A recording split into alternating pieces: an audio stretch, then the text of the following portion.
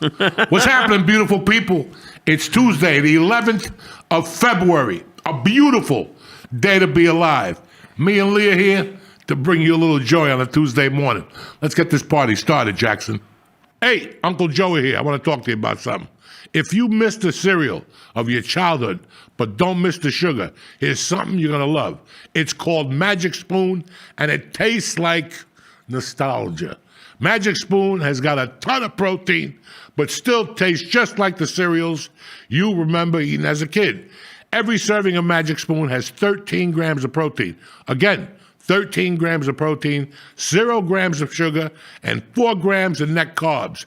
It comes in flavors like chocolate chip cookie, birthday cake, and even peanut butter. Listen, my favorite, I dig the peanut butter. I like peanut butter. So if you eat breakfast on the go, Magic Spoon makes cereal bars that you can take anywhere on the go.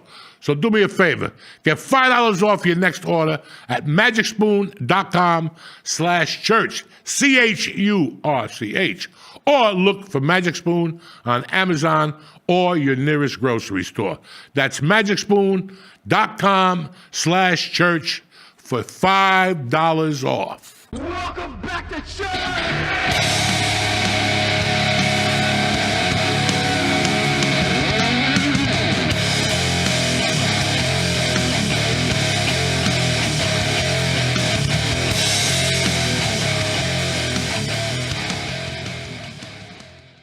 We're here. Uncle Joey's here, my main man Lee, the co-host of Death. How was the weekend there? I had a great weekend. What'd you do? I did. Well, my show got postponed, which sucked, but I went and saw Russell Peters, which was really fucking cool. He was at the Beacon.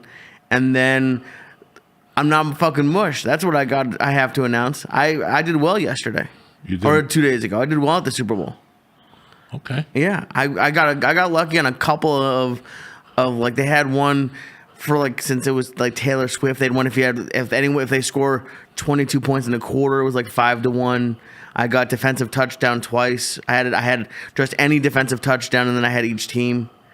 So I got I turned like 200 into 700. I had a great fucking day. Lee yesterday, huh? Yeah. Oh, dude, I was so ready to fucking lose. I told people, I was like, hey, just I did a live Philly. Okay. I told people just bet opposite me and you'll probably win. And for the first time ever, I did okay. I'm so happy for Philly. And it was from the very beginning that they were just destroying. And I knew it. I knew it that for them to win, it had to be NFC East football. You got to go in there and go after the fucking quarterback. That's it. That's NFC East football. The Giants, the Redskins, the fucking Cowboys, and those fucking idiots. It's fucking NFC East football. You're biting, you're scratching. That's what the NFC was always about. I think somewhere in all this softness of football, the hate and love, hate. Listen, it's football. I got to hate you. During the game, I got to hate you for an hour. What are you talking about? Right. What are you talking about? I'm going to rip your fucking lungs out. What are you talking about? There's no love here. After the game, we do the hug. Yeah. I make more money than you do. The whole fucking deal. It's all the fake hugs and shit. Right. It's like being in L.A. Like, they don't love each other. No. I didn't think that was going to happen, though. I thought it was just going to be like a huge... I was hoping everybody scored. I thought it was going to be a good game. I didn't think Philly was going to get in their ass like that. I didn't like that they kept going to Shaquan Barkley. They get it. How many times are you going to go to Barkley? Enough. I wish he did anything, and that's the only place I lost money. Even in the fourth, they were winning by 80, and he's still running. Fucking get him out. That's it. It's over. That's it. This guy's gonna get killed for no fucking reason. He's going into the mouth of fucking death. It's real. I'm an old fucking man, and this is the difference when you watching football. When I watch the Super Bowl now, I get it. I get it because what you don't understand, even the news is entertainment. The news makes money on commercials, does it not? Yeah, 1,000%. They're an entertainment company. They have to entertain you with they put it together. Like the other day, I switched governments. I went from ABC World News Tonight there was like a hockey game, so I couldn't watch world news, so I went to Channel 4. God damn. It's the same fuck with Jose Diaz. I'm watching it like Jose. Jose's got a big fucking head. I'm like, this fucking guy's name is Jose. Then they called him Jose Diaz. And I lost it. I'm like, fuck. I got to do something about my head. So, and it's the same fucking formula. They tell you all the bad news up front, and then at the end, here's the kid who found the drum amid the fire in California. You see a little kid playing his drums. It's the same formula. Right, it's all the same. Listen, last week they put on listen to the unmatched. I love when they do this, because only white people fall for this. Okay? When they go, we found the lost Tina Turner album. Listen, that thing was lost for a reason. They put that in the back of the safe for a fucking reason.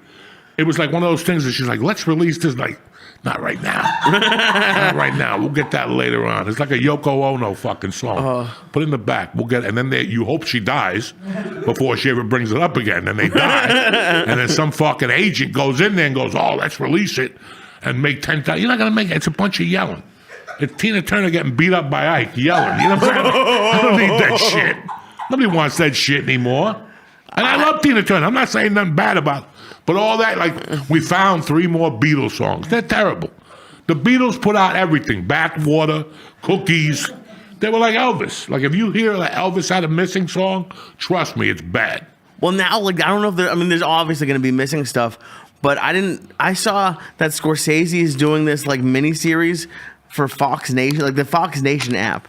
And I have nothing against Fox, but like that's who's coming up with an app now. They gave Scorsese however many millions of dollars, and now like it's gonna. I hear you are the director of Israel, fucking doing a podcast with I know. fucking ex-felon. The fuck is going on with your life? You should be creating your own app. You should be Rupert fucking Lee. If you let me do any of the ideas I've given you, you see Rupert at the game yesterday, the owner of Fox, sitting there with an Asian bitch. He had bitches behind him, bitches to the left of him. That dog is old, but he can still hunt. Because with that type of money, you just get a prosthetic dick like that. I just get like a 2-foot dick. Everybody's getting yum-yums. Because listen, they're doing something, right? They're making men into women. In some country, Sweden, they got to have do you want a black dick that's white? 30 million. You want to get like a transplant of black dick onto him? Fuck, but white, it's a... Oh, right, of course. That's Yeah, of Rupert course. Murdoch. You can't show up with a black dick at that age. No, that'd be terrible. I'm sure whoever's there would walk away if it was black. Yeah, those guys, they don't give a fuck. Rupert Murdoch don't give a fuck if he cheats on his wife. He don't even know his wife is anymore. That's how much money he's got. Who's my wife? I don't think she cares. No. No, she's thrilled. He's 90. 90 years old. Whatever the fuck he is. But it doesn't matter. Wasn't he married? Wait, whoa. He was married to what's his name for a while. What? Rupert Murdoch was married to Mick Jagger's ex-wife for a while. The Texan chick, the big Texan. Jesus. Jerry Hall. Look it up. Somebody was married to Jerry Hall. Some big motherfucker. After Mick Jagger, Jerry Hall came along and married another tycoon. I think it was Rupert Murdoch. Because it's like that chick. You ever get that girlfriend that... Yeah, Ruby Murdoch. Yeah, told you. They just got divorced. Told you. And she left with more money than Mick Jagger. Like, she's like, fuck Mick. Fuck Mick. I could take Mick's money and shove it up my ass. This is big money. Rupert Murdoch was fucking Jerry Hall. Damn. That's why I like when women go, I'm sick of rich guys. Yeah. It's time to date regular guys. Oh, well, wait till he splits the check with you. Wait till he splits the check. Wait till you have to go and you drink the low-class wine. After about a month, you're like, we're going back to those rich dudes because this is bullshit. Did you see Bill Belichick got his girlfriend in the Dunkin' Donuts commercial? Fuck, dog, that's what old pimps do. She's like 24, 25, yeah. Dog, I'm the only fucking old pimp that lives at home with his wife and has a kid and goes to basketball games like a half a fag. If I had a brain in my head, I'd be on a boat right now. Getting my balls licked, throwing people off the boat, Epstein style. You know what I'm saying? Like, would it be the same people? Would they lick your balls and then you throw them off the boat, or two separate groups of people? No, I'm like fucking Netanyahu. They sick their dick, then you kill them. There's no Diddy tapes. There's nobody's gonna come back and I was on this boat. You were not on this boat. You're dead. You know what I'm saying? Nobody talks about Netanyahu. All his bitches. Because he kills them all. Do you think Diddy's up? He must be upset about that. Who? Diddy. He must have wished he killed all of them. Listen, I don't want to talk about Diddy. We got so many good things in the fucking world to talk about. And you want to talk about that fucking mort. That fucking You brought it mort. up. I didn't bring up Diddy. Yes, you I brought did. up Rupert Murdoch. A big difference. Rupert Murdoch and Diddy, two different fucking deals. I had a hell of a fucking weekend I got to tell you guys about. So, everything was good. It was like being at a strip club. Everything was good. We were in love. Then I ran out of dollar bills. Once you run out of dollar bills, the whole night's over. You break that rhythm. You know what I'm saying? Right. You gotta, hey, give me a 20. By the time she comes over, she's talking to Julio down by the schoolyard. You're like, what the fuck? And now that you broke the whole. What are we talking about? I don't even You know. had your weekend. It was like a strip All right, club. so everything was going good. I fucking get a call from my doctor. And she's like, listen, you got to come in for me to prescribe you this prescription you need. And I'm like, I'm not going in there. I was like fighting, like, just give it, because she didn't have an appointment till like March fucking 30th. And I'm like, that's not going to work, you know? I go, forget it. I came out of hospital 2 weeks ago. I called you motherfuckers. You told me to call back this week, and now you're telling me again you have no appointments for me. She goes, well, you need this. I go, well, what do you want me to do? Where the fuck do you want me to get it? I got to wait till whatever. She goes, ah. She goes, okay, I got you an appointment for tomorrow at 11. I knew you had fucking appointments. You're just holding them out on me. Fuck you, motherfuckers. So when I got down there, she's like, Joey, your lung, but I saw something else. And she goes, let me touch it. And she started touching me, and I fucking popped up in the air. And she goes, I want you to go home, pack a bag, and go to the hospital. You have diverticulitis. So I fucking did exactly what she said, went to the hospital, packed my bag. I was just there for 5 fucking nights. It was great. It was I'd tell anybody to go to that hospital. It was tremendous. But I didn't forget that you have good weeks in life and you got bad weeks in life. So fucking, I'm there Wednesday, Thursday. They're going to send me home Friday. And Friday morning, I get a fucking Instagram from Paulie Tunes. And he sends me a cartoon of me talking about being in the hospital when I was 16 at Christ Hospital. And the guy next to me had a stroke on the side that makes the shit of your body, so he couldn't shit. So I was in there with him for like 2 days, like, And they finally, like on a Friday night, they came in with a court gun. And they weren't ready for it, and they put it up his ass, and they started shooting the water. No, and they all of a sudden, didn't. shit started coming out everywhere. He hadn't taken a shit in like 4 or 5 days, this poor bastard. He was overflowing. Oh, no. His whole side was draining, like the hip.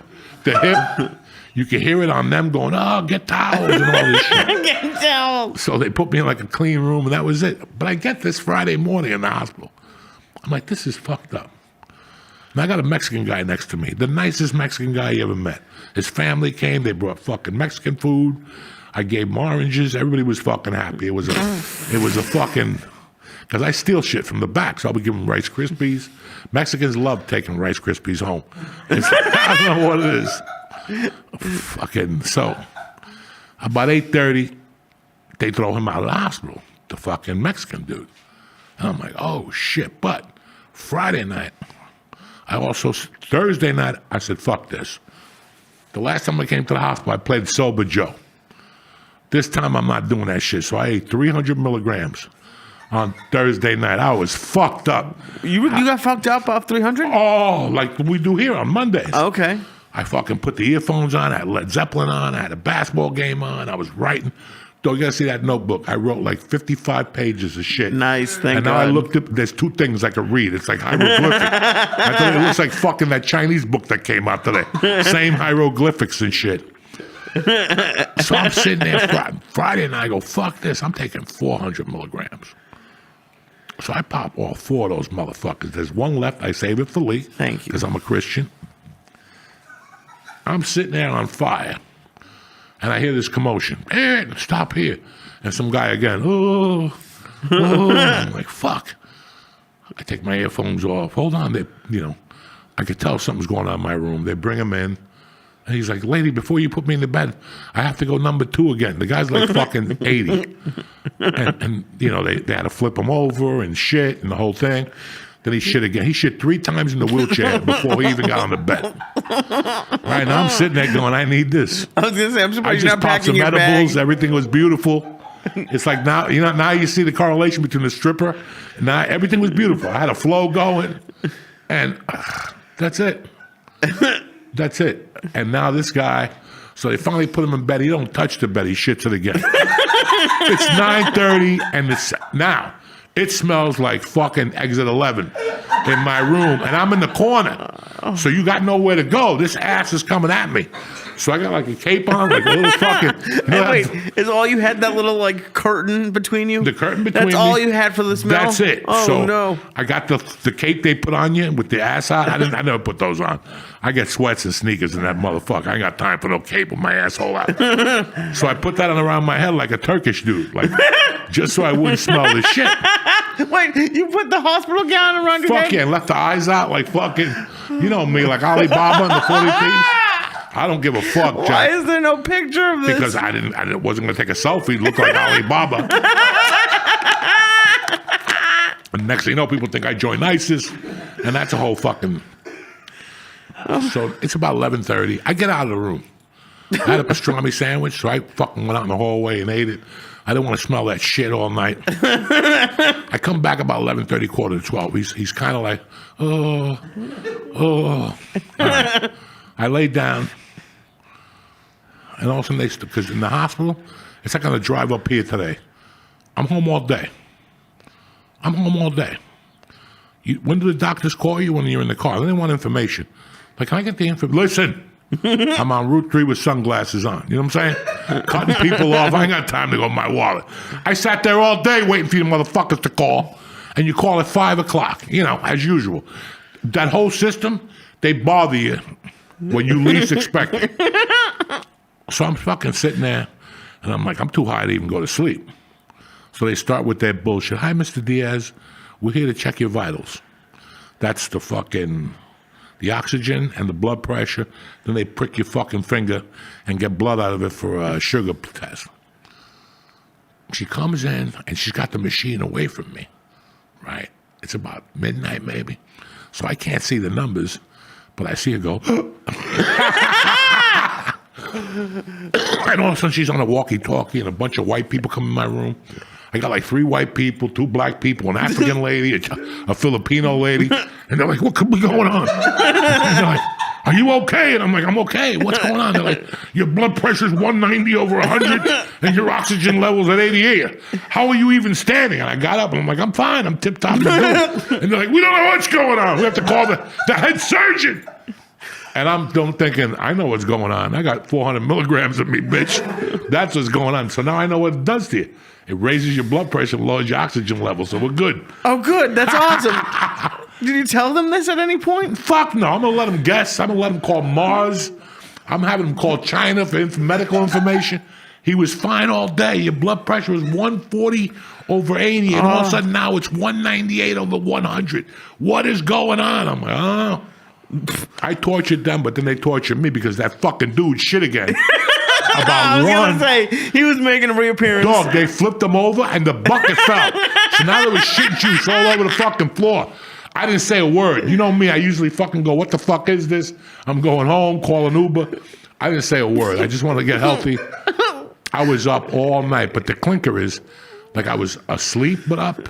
I had the blanket on, I had earphones on, I had the sleep apnea mask on. I would listen to music because I was so fucking high. And they kept coming in asking me creepy questions. Like at 2:30, they woke me up to ask me how much I weighed and how tall I was. And I asked her, I said, can I ask you a question? So this question came to you at 2:40 in the morning. You just decided, let me wake up Joey to see what he weighs and how tall he is. Then they'll come in again like at 4. Like, we need to take more blood out of your finger. Why? I haven't eaten a fucking thing. I've been sitting here burning on edibles because I can't walk out because the shit fog is on the wall. Finally at 7, I got up, tiptoed my way to that bathroom, and I took the best shower I've ever taken because I knew there was shit particles in the air. The guy's been shitting for 10 hours, every fucking 15 minutes. There's got to be some type of shit particles in the air. So I took a nice shower. I walked out. You could still smell the shit. The breakfast came. I go, no, we're not eating in here. Take them out. I don't want shit on my eggs and fucking feces pieces all over the fucking place. Hold on. Pieces, fucking pieces. I had. Aggravating. You go to a hospital to relax, not to get tortured. That's what they do to you in those hospitals. They torture me, and it's a great hospital. I love them to death. They called today, and I gave them all 10 stars. That's not the fight. And then the one day we got this. Listen, if Jews put an ugly woman on this planet, this was the one. She was there when I checked into the big room, a 2-man room. She was the ugly. Like she had those eyes, like she had been in fucking Gaza for 200 days. She was a hostage. She had like a black towel around her head. She had the stockings. She was a stinky, but I don't think she was full on. You know? Only partially. So this fucking bitch, I go upstairs and I go, thank God I'm in my room. And I start taking my shampoo out. My wife dropped off. And she goes, what are you doing? Like, I'm taking a shower. She goes, no, you can't. I go, what do you mean I can't take a shower? She goes, you can't take a shower when we get doctor's orders. That's going to take about 3 hours. I go, I gave him that Bronson line. That's 3 hours too many. I'm going in right now. And she's like, but you can't. The doctor's orders. I said, the doctor hasn't given me no order. I've been in the fucking hospital for 27 hours. There's some odors coming out of me. I'm taking a shower. Bro, this lady went and got security. And as she was walking into security, I walked into the shower and locked the door. They banged on the door for like 3 minutes. The shower's on, can't hear you. I came out, they were waiting for me and shit. Like, you can't do this. The doctor go, listen. I didn't say it in front of the ugly Jewish chick. I said it to the guy. I go, why don't you get the doctor to come up here and sniff my nutsack? He'll give you an order to take me in there and bathe me.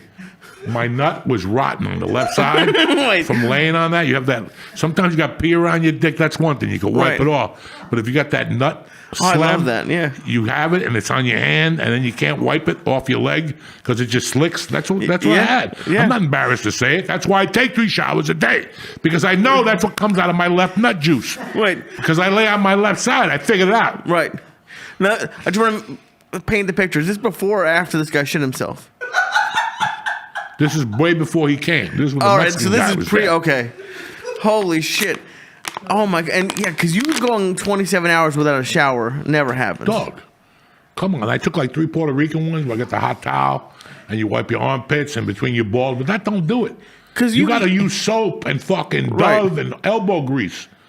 And your skin is dry. You know, your skin. I took my pants off. Right. Fucking it went poof from my legs, how dry they were. I need a fucking shower. Right. And put some cream on these fucking stilts. Dude, I've been with you once, many times. Like, we've done something in the morning, had lunch, went back to your house, and be like, I gotta take a shower. I'll be back. Yeah. That's what a shower's for, to use it, not to look at it and go, oh, it's a nice shower. What the fuck? You gotta get in there. Right. You gotta wash that ass. 24 hours without washing your ass. Right. And maybe 1 or 2 shits. It starts to ferment. Oh, yeah. It starts to immediately. ferment. It turns into something else. That's where you get mushrooms and hemorrhoids and all the dirty shit around your ass when you don't wash your fucking ass. How excited are you to be like 70 and 75 and like just really torturing doctors?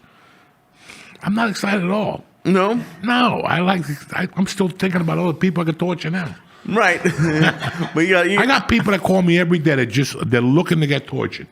And I'm such a Christian now, I just let them off the hook. That's really nice of you. You bet your ass. What did you do to that guy who was shitting himself? Didn't do? Nah, he was a night. Listen, it's not his Did he fault. give him something to stop him up or I anything? kept saying, you want me to bring you something? He's like, everything goes through me. That's right. Because I had to connect in the back. I get coffees. I get the cereals. I get the fucking turkey sandwiches. Oh. That night I got so high I must have eaten 4 turkey sandwiches. The night he shit himself? No, the night before that when I ate the 3 edibles. Oh, my Right. God. I ate so much in there. They have these turkey sandwiches that are delicious. Don't eat the ham sandwiches. But you eat the ham sandwich while you're eating it, you're like, thank God I'm in the hospital. I don't have to go far if this shit goes sour. But the turkey sandwich is unreal. You know, and I got that diverticulitis, whatever the fuck that is. Isn't that what's the UFC fighter had? Yeah. But he had to take a surgery. I'm trying to avoid the surgery. So I got to stop eating seeds. I can't eat fucking red crushed pepper. I got to eat the crushed powder now. Oh, damn. Hey, it's better than having surgery. That's right. And this is what happens. This is the evolution of man. All you young guys are like, why am I listening to this conversation? Because one day this is going to be you. Do you think I was going to have these conversations? Not at all. I thought I was going to be dead when I was 37. And I was good with that. I was good with that. I'm like, I don't need shit. But it didn't work out. I thought I was going to die during Y2K. Because of Y2K? I really did. I'm like, I'm going to die. It's like the year 2000, like Right. about a month or two, and I'll die. And Okay. I never died. So I'm here. What would happen? Like, let's say when you got to the year 2000 and you were like June and you were still alive. Did you I was pick a in new shock. day? I was in shock. Did you like pick it like, all right, it's going The to be funny thing was, 2006? I didn't die, and I ended up meeting my wife. Yeah. June of 2000. Wow, that's crazy. Yeah. I was on the road. And then if you think about it, you said I wouldn't make it to 50, and then you had Mercy. Dog, I was on the road that year from November. I didn't get back till April. That's awesome. And I only had 3 weeks booked when I left. Everything else was fallouts from the road. And I worked every weekend. It wasn't the money I wanted, but I worked constantly.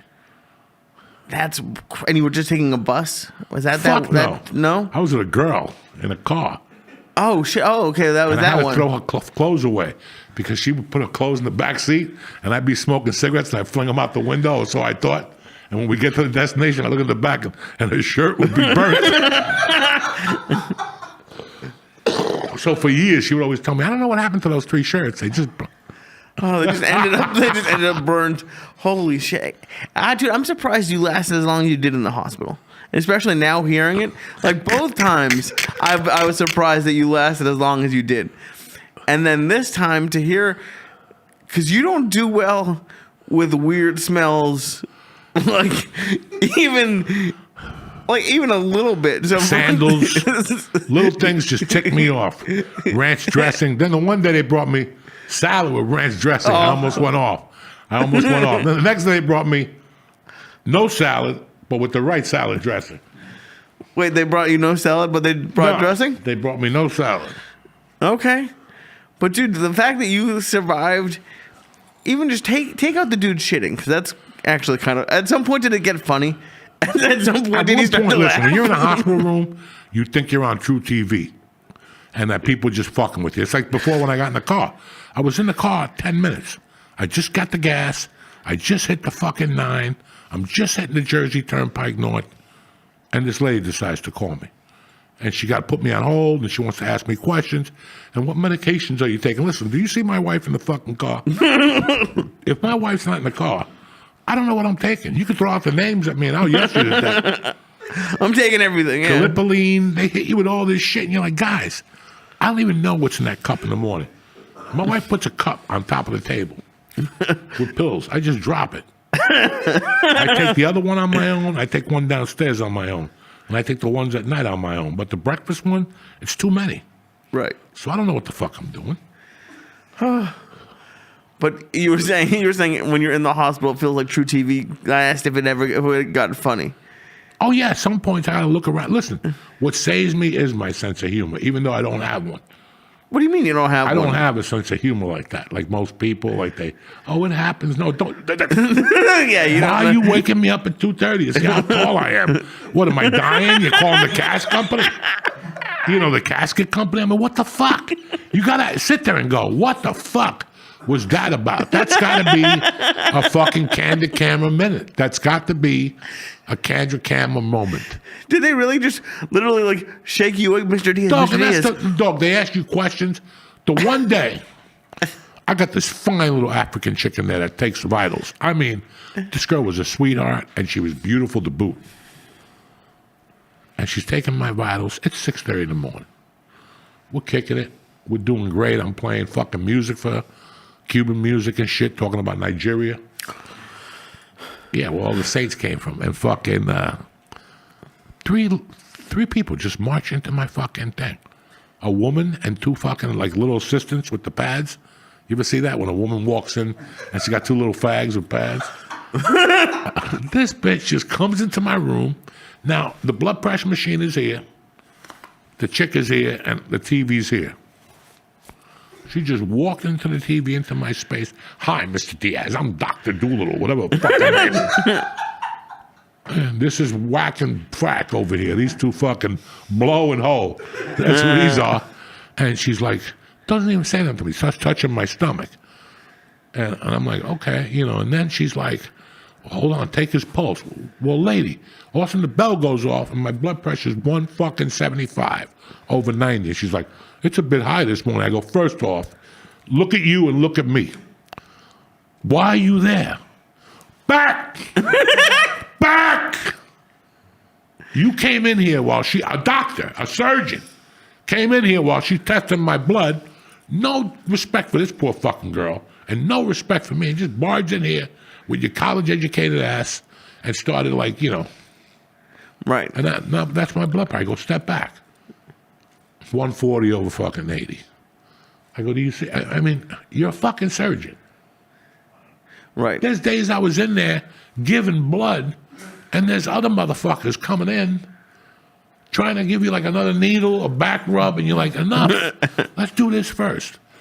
Right. When they all come in, they come in like, when you pull your car in on a race, and all of a sudden everybody comes out. Right. That's what it looks like. It's like, it's not a race. Fuck. This ain't a fucking race. Why is there 9 people in here?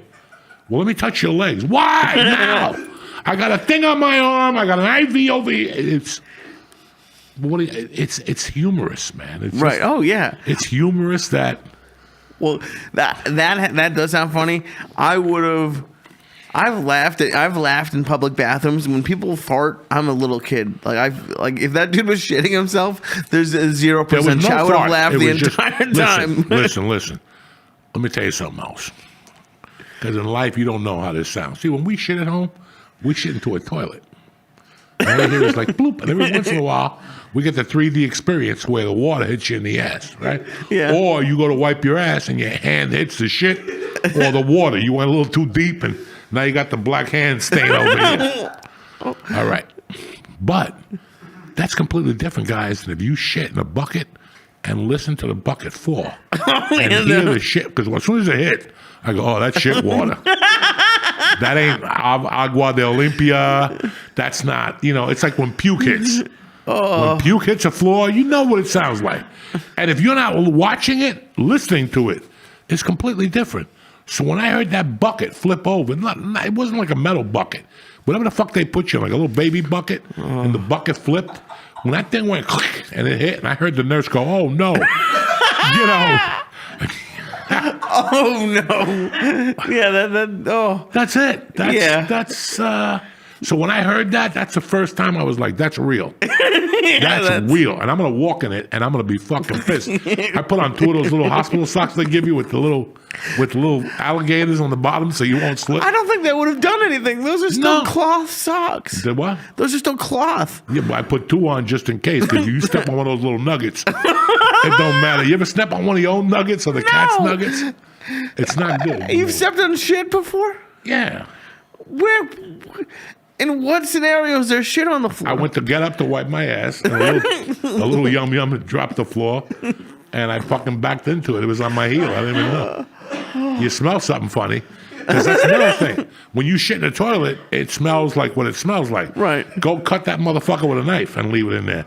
It opens up the airways. That's why when shit breaks in half, it smells so bad. Plus, if he's 80-something and having an issue, I don't think there's anything to cut in half. I feel like it's all... Listen, I don't know what his diet is, all right?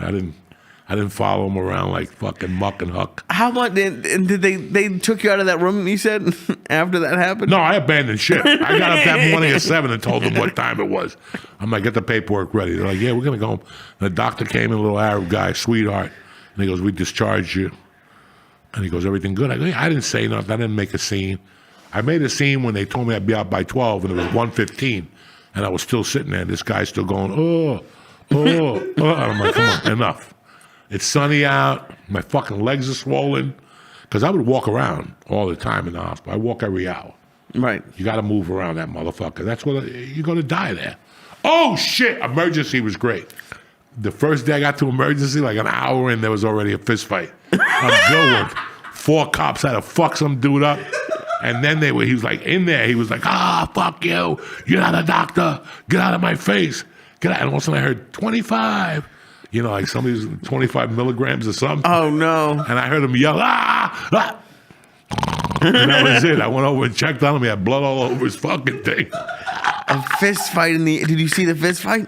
I heard it. I heard a couple punches thrown and fucking wheels from a little chair spinning around, all that fun shit. Jesus, I can't imagine getting into a fist fight in the emergency room. That's the best place to get into a fist fight. You're right there. I guess you're right.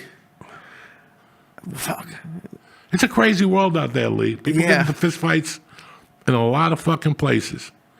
I've never been in an emergency room fist fight, but that's the second most exciting place in the world next to Disneyland. To get into a fist fight? Just go to emergency room in Manhattan. Yeah. And sit there for a few hours with a camera. That's a fucking art. That's a podcast. Yeah. No, you're right. People walk in, bleeding, shot, fucking yelling. That's a podcast. 15-minute podcast. Me and the emergency. And every week you go to a different emergency room. Could you imagine asking someone while they're fucking like, What happened? Get the fuck out of here. No, you're not going to ask nobody. You're just a quiet spectator. That's the name of the podcast. The Quiet Spectator. Some nights you go to court.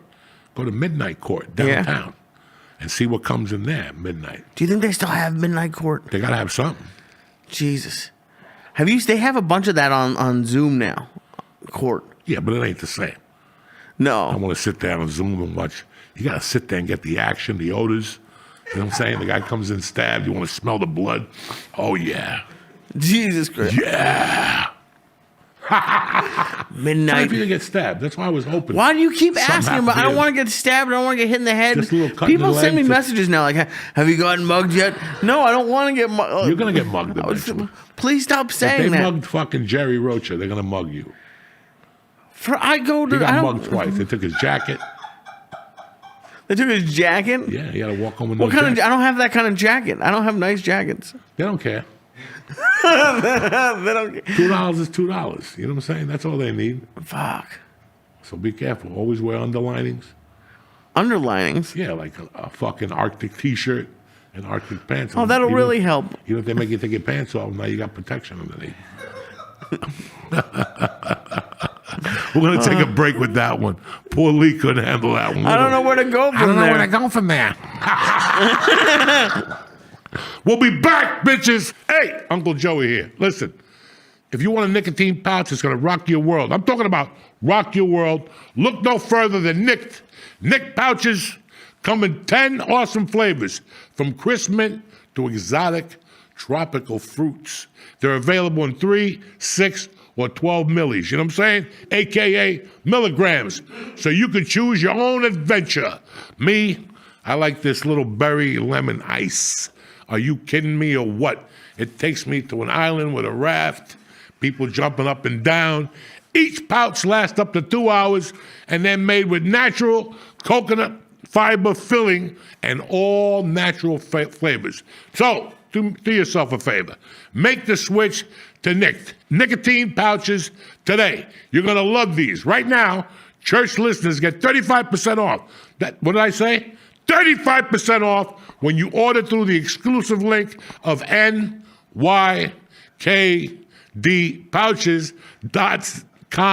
nykdpouches.com/church. This special offer isn't for your first purchase. You can use this up to 3 times. Who brings you a party like Uncle Joey? Nobody. Don't wait. Get 35% off now at nykdpouches.com/church. That's nickpouches.com/church. CHURCH. Nick products are only for adults of legal age. So if you're underage teen, take a hike. Every order is age verified. Warning, this product contains nicotine. Nicotine is an addictive chemical. Thank you for watching and supporting the church. I want to thank Nick for always supporting the church. We're back, bitches. We got my fucking special guest tonight. He's the guy you hear cracking up in the back all the time, giggling, having a good time. My fucking nephew, Nicky A. What's up, a.k.a. Nicky Pork Chops, a.k.a. Nicky. We're going to go get some pork chops after this with vinegar, peppers, potatoes, and onions. Are you kidding me? They got the Rhode Island iced tea, the Rhode Island clam chowder. Clam chowder on a fucking Monday night. Stop it. What's Come on. up, dog? Having a great night. How about you, huh? How you doing? Always. Listen, let's give some background here so you motherfuckers know I didn't just pick him up at some fucking Thai bar. You know what I'm saying? One of my Not like friends those brought other him back in guys. Thailand and shit. I grew up with his family. Next week we're going to have, like in 2 weeks, we got a friend of mine, Dennis, is coming in. And then we got another Villo coming in. And, if you say anything to Dennis Colangelo, I always talk about Mr. Ascles. You've heard me talk about Mr. Ascles, Mr. Ascles, Mr. Ascles. This is his grandson. And I grew up with his uncles and his aunts and his mother. And during the pandemic, I don't want to leave the fucking house. I get a call from his uncle. He's like, hey, you got to do me a favor. My nephew Nick is there. He's looking to see the devil. He says he wants to meet you. I'm like, during the fucking pandemic? He brought that shit from New York? Because I was still petrified. Like, in June, I'm like, I don't want to talk to nobody from New York. And because the fucking guy who went skiing, The Jew. the Jewish guy, that motherfucker, he's probably the ugly Jew's father down in the yeah. hospital there. So Oh, shit. fucking, I went to meet him and I was like, wow, this is tremendous. And I came back. When I moved back, there he was. And, he's an adopted nephew the same way his family adopted me 45 fucking moons ago. So this is a different generation. Like sometimes when he hears me talk, he's like, what the fuck is he talking about? There's nobody getting mugged in Hudson County Park no more. Well, at one time there was. It's funny because every Monday I come up here and the wave sends me on a different route. And on every route, no matter what, I can find places I robbed, places I ran out of, places I lit on fire. Like, oh my God, I robbed that place. I didn't know it was a pizza joint now. My first burger on my right. Yeah, it really is fucking crazy. It really, every time I drive on Tunley Avenue, a new memory comes to me. I'm like, I'm not even going to say that shit. They Like, have that in New York. You could do that. Like, have those guys that do, like, the double-decker buses that do the tours around. You could pick up people into the Joey Diaz tour of northern New Jersey. last week, 2 weeks ago, I'm at home watching New Jersey 12. I'm waiting for the weather. That's a little news station here in New Jersey. And that was the day the fucking truck went into the Kmart. Target on Tunley. Target. What went in there? A truck, some type of truck. A dump truck went into the thing. And they're showing it on TV. So I'm thinking about all the shit I did there. I'm thinking about a time when there was a Pathmark there when I was a kid. And we got caught. We were going to rob the gas station. But to rob a gas station, I needed something, a gun. I didn't have a gun.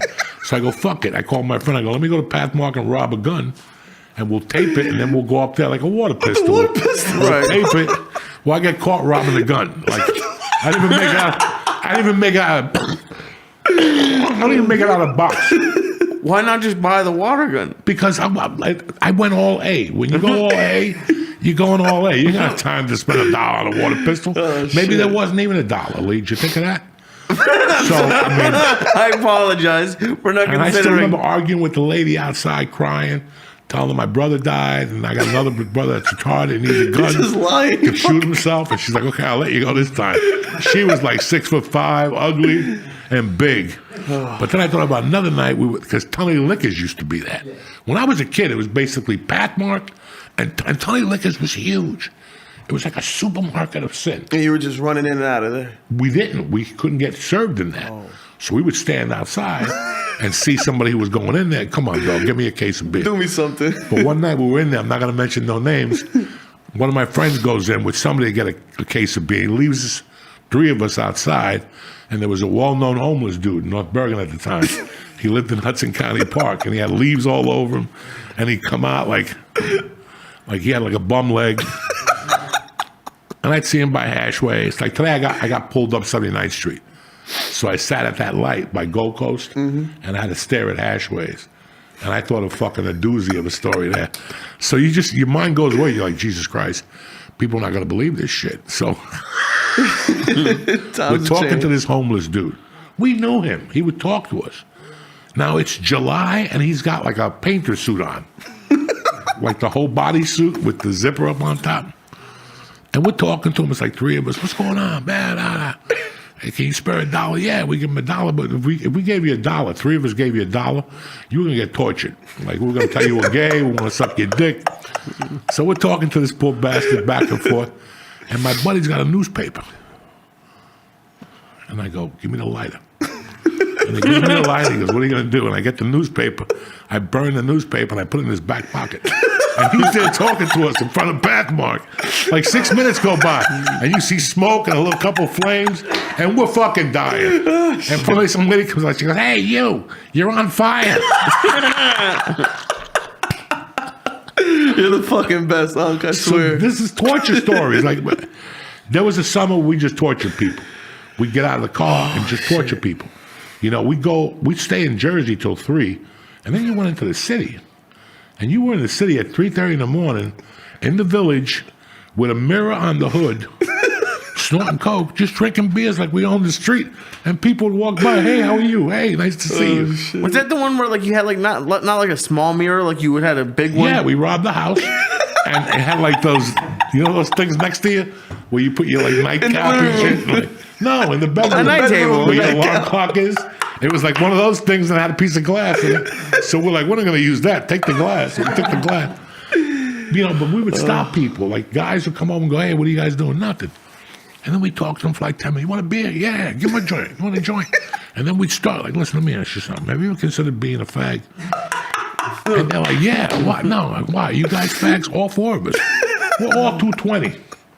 Gorillas. And we're like telling this guy, hey, we like to suck dick and shit.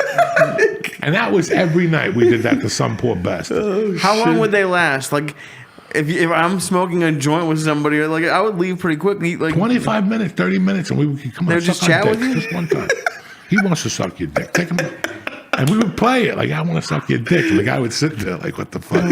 You know, we grew up in your grandfather's house. I mean, I mean, you could hear all the stories. I know. But it's hard for you to, it was a different time. Mm-hmm. It was a different time when, you know, George, how many times I walk into your house at 2 in the morning? And it was like a fucking party over there. Mom was up, your grandmother was up. You know, it was a different world. Like, if my house could change, I want it to be like, I can't wait for Mercy to get like 2 years older. Where they come home at 2 and they try to creep in, and you come up like Joe Pesci's mother, and the good fella, oh, look who it is. You guys want to eat, and next thing you know, you're cooking a steak. Oh, my grandma loved to cook They for love Mom. that shit at 2 in the morning. That does not happen in my house. If my wife has to cook something at 2 in the morning, she got a sour look on her. Come on, man. Go wipe some water on your I face. love my Auntie Terry. Don't do it like that. It's a party. It's a fucking party. Get up. What the fuck? There's 8 people in your living room. Come on, you gotta get up. You gotta make eggs, are potatoes. you waking your wife up to cook? Yeah, I don't know how to cook. What do I Terry's fucking know? nice. Stop it. I can see why she might not My be that wife thrilled would about it. fucking have a heart attack 10 times over. My daughter likes getting up in the middle of the night. Like the other night I went to bed like 11. I got up the next day. We went somewhere. She's like, did you hear me last night? I go, no, I didn't hear you. She goes, I made some popcorn. I got a recipe offline. What do you mean you got a recipe? And she's telling me that she fried up butter with marshmallows. Oh, nice. And then you put the popcorn in there and she goes, it didn't work, Dad. I came out like one big brick. I go, did you eat it all? Yeah. So So Nick, you- go ahead, I'm like sorry. what? Because you just met Joey when he moved back. That's when you met him. No, I know Before Joey that, when I you- was really young. He when I was like a baby, he was coming back and forth to North Bergen, Right. and I would see him through that. But then our first like real encounter was when we were in California, when I went over there for COVID. He came to the Right. office. Right? No. But I'm just trying to like, when you got to be older, like middle Yeah. school, what stories did you hear about Oh Joey? my God. Everyone in North Bergen knows about Joey Coco Diaz. He was the craziest guy. People my age, they're like, I can't believe that's your uncle. Like, he used to rob my uncle back in the day. Like, it's just, he's the fucking man. I'm honored to be here because when I was younger, I used to watch you guys' podcasts. When me and all my friends were like 13, 14, we would hear all the real stories, and we're like, people would ask me like, does he really do those things when he was younger? I said, listen, it's a different time now. It's a different time. And that's what people will never comprehend. It was a different fucking time. The mindset was different. You know, kids, we were different. We grew up with that metropolis right across the way. What did you think was going to happen? In a time when New York City was free. Free. You can do whatever. You can do whatever I thought you meant want. money-wise it was free. No, nothing is was like, free. Okay, nothing dude, is just free. But it was for the taking. It was if you wanted to hang out with Puerto Ricans, you go up to Fort Washington, right? If you want to hang out with Dominicans, you want to shoot heroin. You want to shoot heroin in both legs and have a Chinese chick luck your ass. There's a spot in Coney Island, right under the Ferris wheel. You know, On the phone. they got everything for you in this town. Yeah. Everything. And when you're that age and what was going on then, like when we were growing up, listen, I never went there. I'd love to tell people I was there. What was the place where you went into the city and fucked? Venus Flytrap, remember? You had to have a couple to go in there. A girl. Come on. Plato's Retreat. Okay? Shout out to them. You know, when I was a kid, I heard about Plato's Retreat. Right. When you're 12, you're like, I can't wait to go there. Smack. I'm going to fucking fuck people in every room. No, you're not. Dude, they still. I just did a show with a female comedian, and she told me that they have a place like that has like a naked comedy show. Oh, yeah, they want to go. But look, have you ever gone to an event that's naked? No. There's nobody there that you want to see naked. Right. That's the problem. Like, I went to Jamaica to that naked beach. Not a soul. I brought binoculars, a telescope, a pussy finder. There ain't nothing you want to see.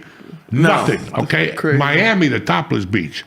They're throwing some heat. Some nice titties. But those chicks can't catch you while looking at them. You just can't sit there with a fucking heart on waving. Like a pedophile. Yeah, so it's a catch-22. In other words, why go to the naked beach? Right. And you're no fucking tip-top Magoo, neither am I. I don't wanna go to No, it. but listen, No. the only way I would go on the beach if I had a cold 12 inches, dead, like, and it rolled around your leg a little bit. You got the and it had hammer. 3 different colors to it, like a Neapolitan ice cream.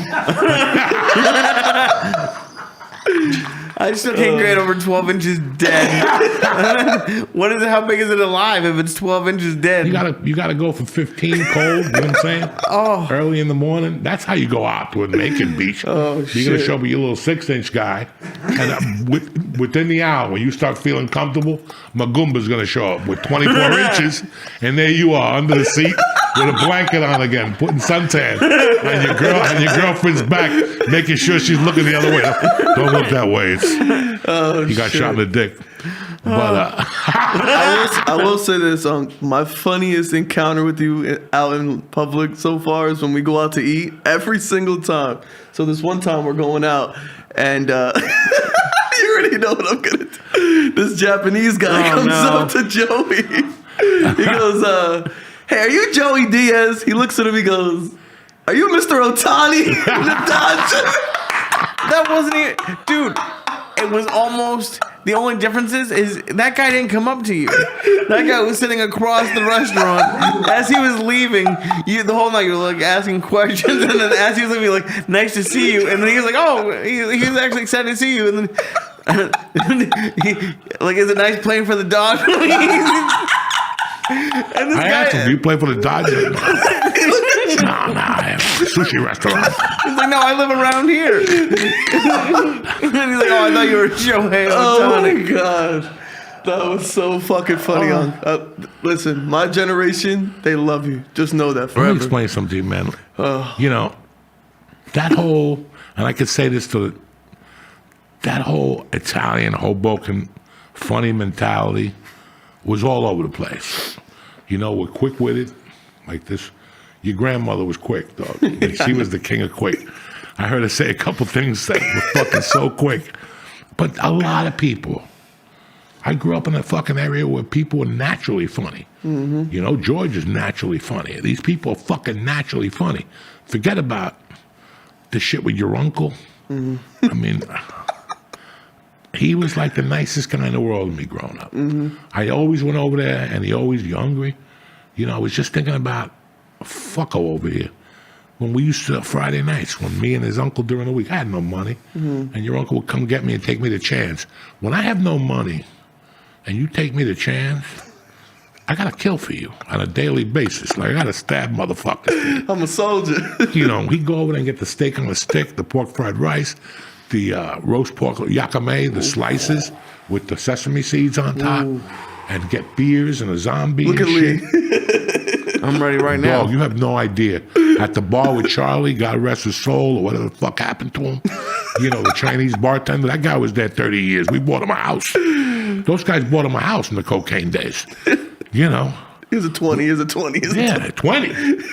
Those motherfuckers were giving them everything to lock the door. You know. Remember, they had a quick route. Dog, you know how many times I was there at Chan's and we ended up going to the city 3 times for 3 different 8 balls? It was only 20 minutes away. When you really think about it, Friday night, we would do a collection and somebody else would go and come back and the owner of Chan's He's like, would come just on. shake his fucking He's like, head. come on. We used to destroy all these fucking restaurants. Like this, we went to Piccolissimo. You know, I still talk about that shit. That was a place up in Fort Lee where pimps were hanging. And we were going in there at fucking 19. What's going on? Like the dish was 20, we had 25. We ran the joint. Dude, it blows my mind when people, because there's a lot of people now who are around your age or younger who are like, I started listening to you when I was 11. Does that blow your mind at all? Like people like Mercy's age are like I had a listening guy to at us? the weed store yesterday. But I usually, when people walk up to the truck, I take off. Right. Like I already see you walking, so as you go like this, I'm going, you're like, hey, can I get a picture? Joey Yeah. Diaz. Fuck you, picture. I got to get out of here. Well, yesterday, for some reason, I was talking to somebody on the phone, and he came on. I go, hold 1 second. And all of a sudden, he got off the phone, and this guy, his name was Drew. He was a pleasure. Look, I remember his name. It was a real pleasure because he was the real deal. He had episodes, names, events, the time you fucking puked, whatever. Oh, yeah. Real fan. You know, Real but fan. you didn't puke on camera. No, I know. I know. But, you know, he just, and when you talk to those people and they tell you one thing that connected us, they're not going to tell you, but they're going to tell you their story. And in that story, it was addiction.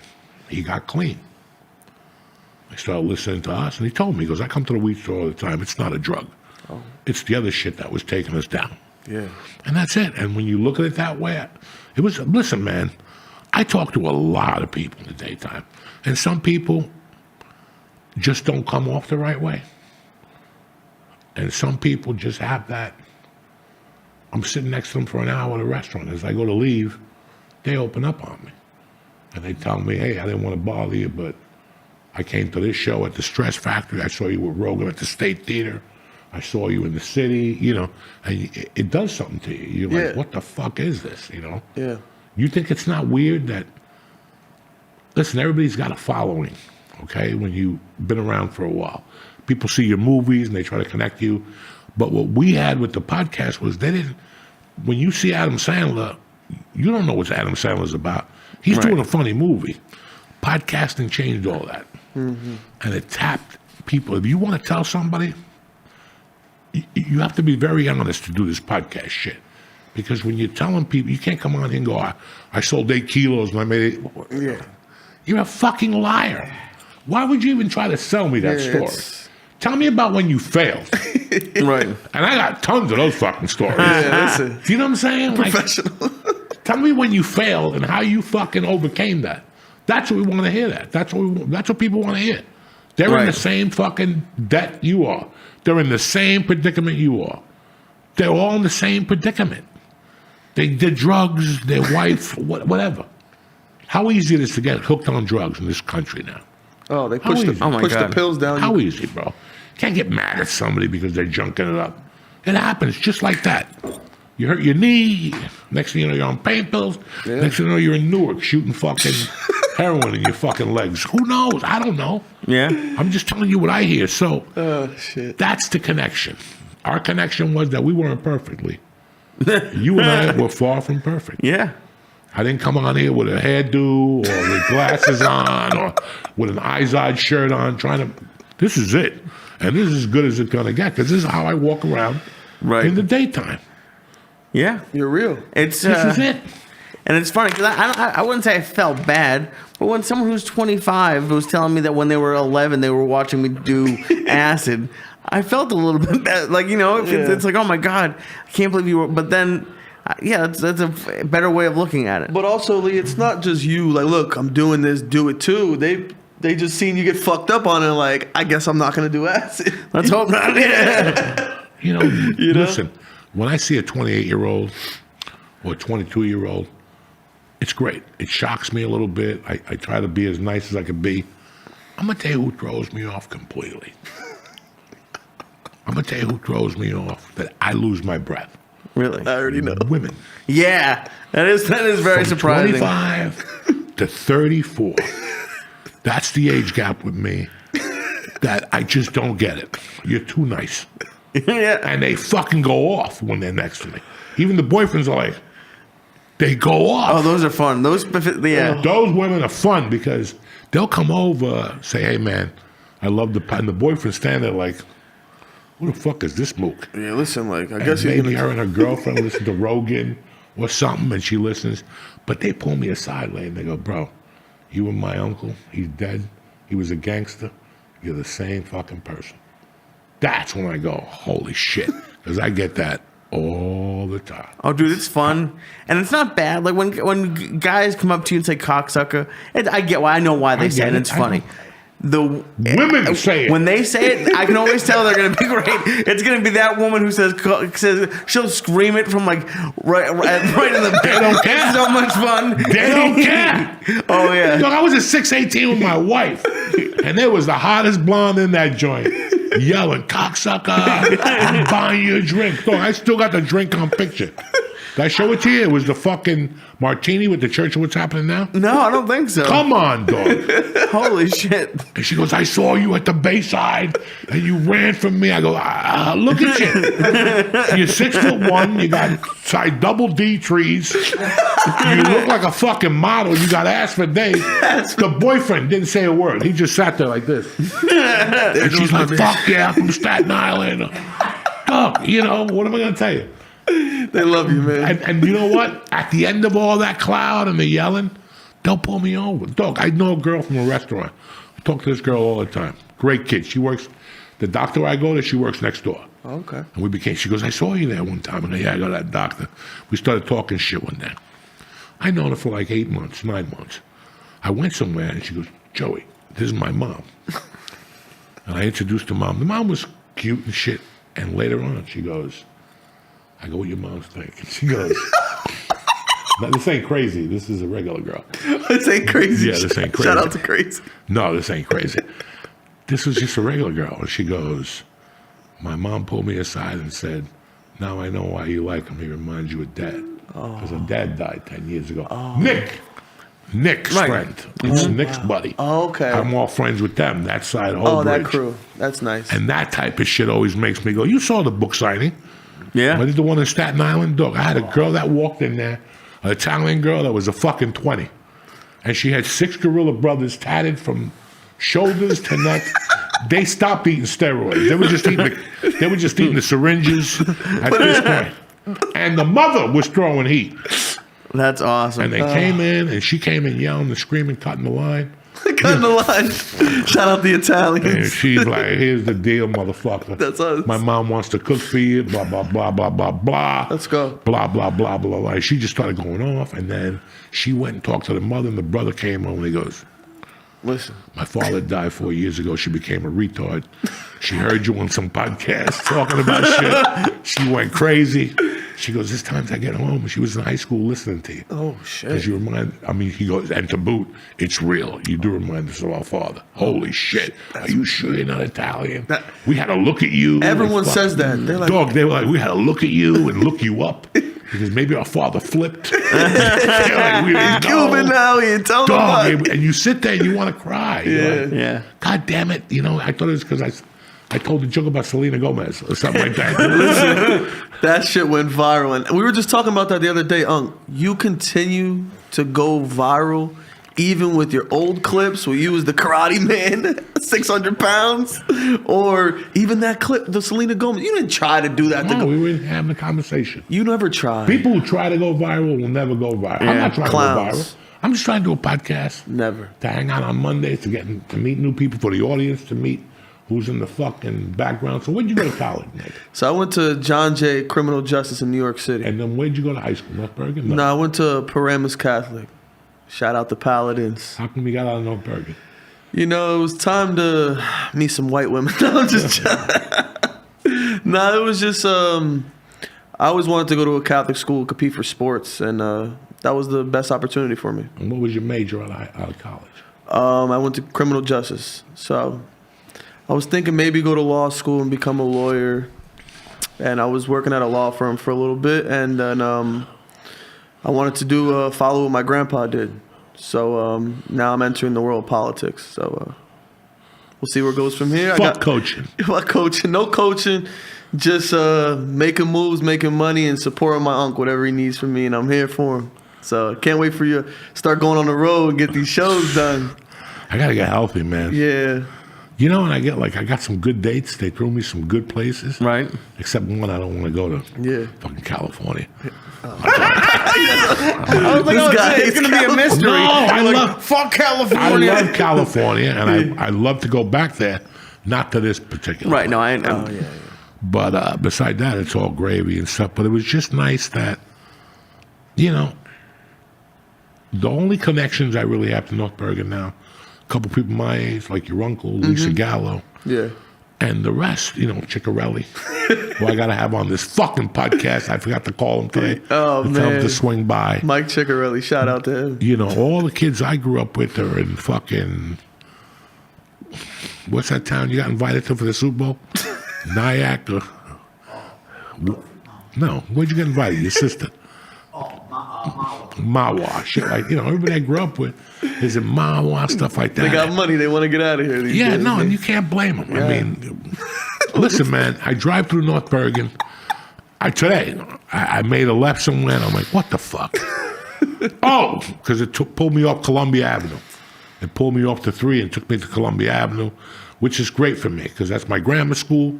And then I got the hotel with the Iceman, put the guy under the bed, Always and then you go memories. under, and you got that crazy hotel. That's been there since I was a kid. That hotel was there in the 6th grade. Oh, wow. And it was still a hooker hotel. And the only difference is they had like an old fucking potato chip Are you thing. talking about the Supreme 8 on the off? Dog, I don't know. There's a Ramada. Where we stayed is now a Ramada. okay. Oh, That's where we had our junior prom. They threw us out because people were snorting coke off their dishes. Right. They threw them out. You got to go. You can't be doing coke off the dishes. It's for food. Right there, you make the right there, and there's a hotel. There's McKinley. yep. So if you go all the way up, all you're passing is the hotel and my grammar school. If you shoot down, you hit Tunley Avenue. Yeah, I know eventually. exactly what you're talking. That right there. That hotel has been there since we used to go there to get potato chips. Not the fucking Seville. The Yorkers with a Iceman, killed the guy. And then there's the one underneath. Skyview. Oh, One of those nasty still there. motherfuckers. Skyview's still there. Yeah. Anyway. I'm sure they're going to be thrilled to hear this. Like, what the fuck, North Bergen? You didn't get 80 years that hotel been. They've taken kids from McKinley and killed them in there and had sexual relations and shit. No renovation. Why is that hotel still there? Oh my God. Yeah, that could be McKinley parking lot. And you look at McKinley, it's great. But even my area, they built it up. It looks beautiful. Yeah. But it's like you put a suit on somebody who hasn't taken a shower in 30 years. Like they didn't fucking fit. You know what I'm saying? Like when I go down by where my mother grew up, I get upset, man, because it still looks like 1975. Nothing has changed. Now they didn't look to the future. They didn't know what was going to happen. Was going to happen because right now North Bergen could have been the new fucking Alpine. Yeah. North Bergen has a lot of potential. A lot of potential. You should have all that 88 area, knock it down. Like the fire in LA, that whole hill area, burn that's it down. mansions looking out into the fucking horizon. That's it. These people can't afford it anyway. Exactly. The taxes aren't gonna. You got a bunch of people moving in from New York. It's amazing how much my town has changed, but at the same time, it stayed the same. But there's nobody on the streets. Yeah. The kids are fucking home. iPad babies, they don't go outside. It's a shame now. I'm glad that my generation was the last one to, go to the basketball court and scrape your knee. I got a few scars, Now look at these kids. The other thing was I was at the bottom by Tunley Avenue today, by Pathmark, wherever the fuck that is. And I looked up that hill, and I was like, shh. If that hill was there when I was a kid, I think I'd be staying home too. That is fucking murder. Heavy hill. North Bergen with the hills. That particular one is a mile straight, and you ain't done yet, bitch. It's a mile straight at a pace. Forget that fucking You know that thing you Right. walk on? Yeah. You ain't gonna be doing that shit up that hill. Have you seen anyone slide down it? Dog. Just focus on going up it. You know what I'm saying? Well, that's what the fuck is wrong with you? Sliding down would be. I would just sit at the bottom of No, it no, no. If watching you it. want to slide down, I'll take you to just the hill behind the police station. Oh, I'm not planning And on sliding we'll down. wrap you up in aluminum foil. Okay. And when I get like a foot of snow, we'll just roll you. And just mark what point you're going to die at. Not from hitting, but from the heart attack. Because that hill is like this. Why do I don't want to have And this the happen. one down one is Right. like this too. It's 246 and the police station hill. Oh. And even that street, you got to go around. No. You pass by Agassiz And then go shit. down. No. Dog, those hills, You're dying.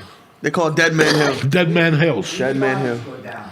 Who? Carlos's house, the bodies. Yeah, when we were kids on 46. Few people died on that There's block. there's cemeteries there. Oh, yeah. So 30 years ago, 40 years ago, 50 years ago, they didn't know what the cemeteries are on the hill. Well, it would rain and it would wash the graves out. And one time a casket flew out of that and came floating down 46th Street and hit the bottom where Carlos Quintero lived. Oh, man. It's fucking insane, those hills, dog. What a disaster. I still remember being a kid. There was a softball field behind that. Okay? There was a baseball field or something. Right. On 46th Street Yeah, field. the baseball yeah. field's still there, yeah. Okay, there was a field there. And one night I was about 12. And I went over to Anthony Balzano's house. Because you want to talk about times changing? Let's lay it on the fucking line right now. And we're talking about, we're playing basketball. It's about 8:30. And all of a sudden, Anthony, I'm going home, man. All right, see you tomorrow. And all of a sudden, Anthony comes to the gate. And he goes, Coco, before you go home, my father wants to see you. Perfect. I go over there. They hit me with the giddy salute. You hungry? You're hungry. We made sandwiches. We got meatball. The whole thing. Chicken He parm, always what you was need? very. He was always very. What you need? You want a T-shirt? So he's like, "Can you tell your mom you want to sleep over? I got work for you tomorrow." And I go, "Yeah." He goes, "What kind of work?" He goes, "Construction work. You'll be working with Frankie and Peter and Jimmy and Anthony and Dominic and a bunch of kids from the block." He gave us all work for a day. Oh, wow. Okay. He goes, "I want you here at 6. So why don't you guys just stay in the fucking house?" So we all went and got our shit, and he set up. We listened to Kiss records all night. You had fun. Faggotry, yeah, like young kids. Someday I'm gonna fuck a chick like that. Yeah, I can't Nobody's wait. even got hair on their dick You yet. got the but- same condom in your pocket. So we got up at 6. We gave us a great breakfast. It was summertime, so it wasn't even cold out. We all went up there. Tons of water, tons of sodas, tons of sandwiches. Then he had a meeting. He goes, "Here's the deal. You're gonna break everything down, but if you see a cop car or a city car, you gotta duck." And ever since that time, I knew I wanted to be a gangster. It was fucking hysterical living down there. And that's how I met your family. Because it was DeMarco's against somebody else. And at that time, you rented out a truck. And you sat behind the truck and played bongos. So they had a spick on there. So it was like Team A. And I was growing up at Carmine's pretty much. So I was political. And in those days, you didn't go out. I don't like the facts. This is how you're voting, whether you like it or not. But I like that. Like two of the three of the guys went to knock on my door and they talked to my mother and they talked to me. And I remember that was just nice. And I was going to vote for them anyway. They didn't have to go through the whole room. But they knew my mother was involved with numbers. So they there had to be a little piece of the action. You know what I'm saying? But I understood all these things growing up. But that was what, and I remember we tore that place apart. But every time a cop would go, we'd have to hide like Rambo in two. You know what I'm saying? nothing. Behind the mud and shit. It was just so, and that's how we grew up. And then in the summers, like you just went over there the last day of school, like in the 6th grade, and you're like, "Well, what are you going to do all summer, Coco?" And he just ask you, "I don't know, Mr. Balzano, what do you think? How about a job?" I'm gonna make a little scuttle. Yeah, make a little money. You don't have to go. You don't have to go. Just go down to 6th Street. Little no Go down shot. there and I have a check for you at Town Hall every Friday. And that was it. My whole job was walking to Town Hall and getting a check and walking home. And my mom was like, "Where are you getting these $48?" It doesn't matter. It doesn't matter. Doesn't matter. It kind of matters. He's like, Are you like 12 years old? And then I got older, and I think freshman going into sophomore year, I went to him again. Every summer I go to him. What do you got for me? I got a job out here. One day a week, you go out there and watch him sweep the roof. You know, that was what he would say to me. Just go out there and watch him sweep the roof. $12 an hour. I'm fucking 12. It was $4.50 for fucking whatever. Yeah. Whatever that fucking thing is. The age gap where they give you your Cuban. They give you 15 an hour now.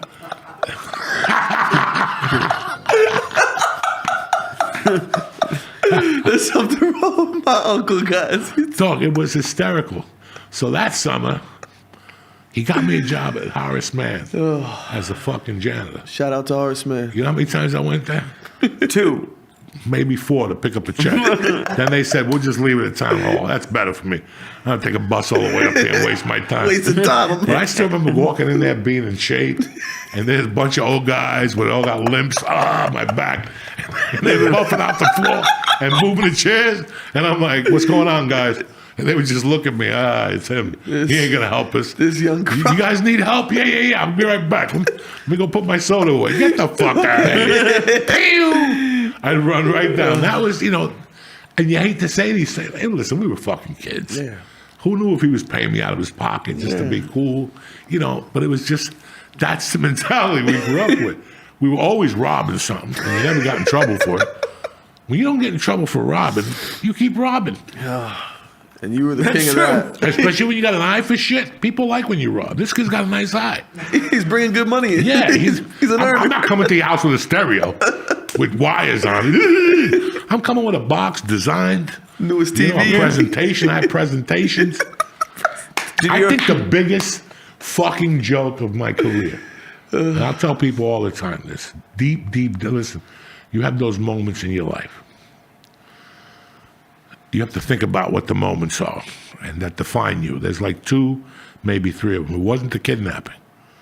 But one of the things that put me on the map and it made people go, I don't know about Coco, was when I robbed Michael's Jewelers. In 1981, I was fucking 82. I was 19 years old. I lost a bet. I had to pay the bet. He was a coach. He was one of my coaches. I loved him to death. I had to pay the bet. I couldn't stiff him. It was $2,000. Oh. I couldn't stiff him, and that was my only option. That's what people never knew, that was my only option. I couldn't stiff this guy. I could stiff anybody else. If it was anybody else, I would have told them to go fuck themselves in a heartbeat like I had done before. Right. But I couldn't do it to him. So, and I called him like a man. I go, listen, man, I'm trying to get your money. You're going to have it on Thursday. But if I get into beef, I need to know that you're going to help me a little bit. And he goes, what are you talking about? I go, if you get a call from somebody, which they will call you, I need to know that I have your support on this because I'm going all out to get you this money so you don't look bad. I'm going all out. Now, he had no idea what I was talking about. no. And I robbed that jewelry store at 11 in the morning that Thursday. And by 3 o'clock, I called him up and I go, let's meet. And I gave him his money and I gave him a gold chain. And I said, this is my souvenir to you dumb fuck. I robbed Michael's Jewelers. Even he looked at me like, no, you didn't. I go to lunch with that guy once a week. No, he does it. Like, it was fucking absurd. Oh, my God. We robbed at 11 in the morning. I'll never forget this. We robbed at 11 in the morning. We were back in the house by 11, breaking up jewelry. Nobody knew yet. Breaking up jewelry. Yeah, like there was cops. You could hear the sirens, and it was us 3 just taking the jewelry out and straightening it up. Then we picked our own shit, and we were fucking, I hate to say the word. I'll say it for the Spanish people. We were spics, and I was the only Spanish guy there. It was 3 white dudes. All of us were white, but I was the only spick, and all of us, from that moment, we put on the thickest bracelet, and we had the 3 thickest, longest golden chains. And I'll never forget walking down, what's the top of your grandma's block? Grand Avenue. Walking on Grand Avenue. It's 3 in the afternoon. We just robbed this place. And we're walking on Grand Avenue With the jewelry on. with a bag of jewelry, like to sell on the street, like Puerto Ricans.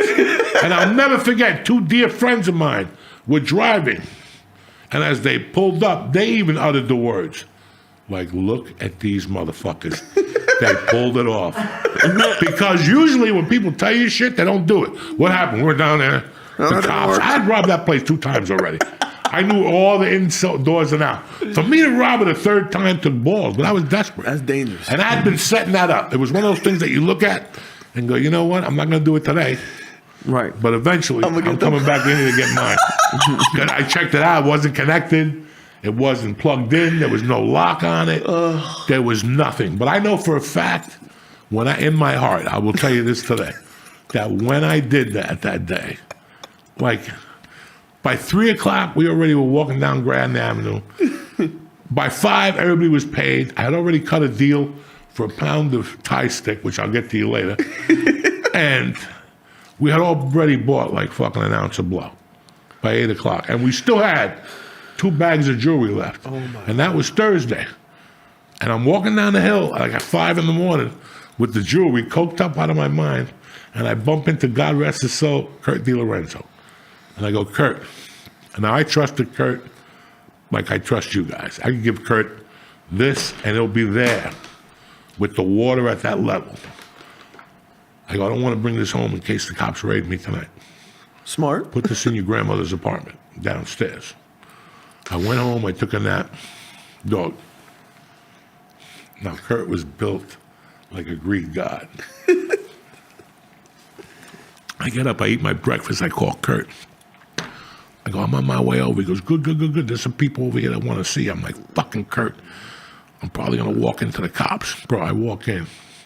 Kurt has got you know those dealer tables? You know the fucking mink? It was black.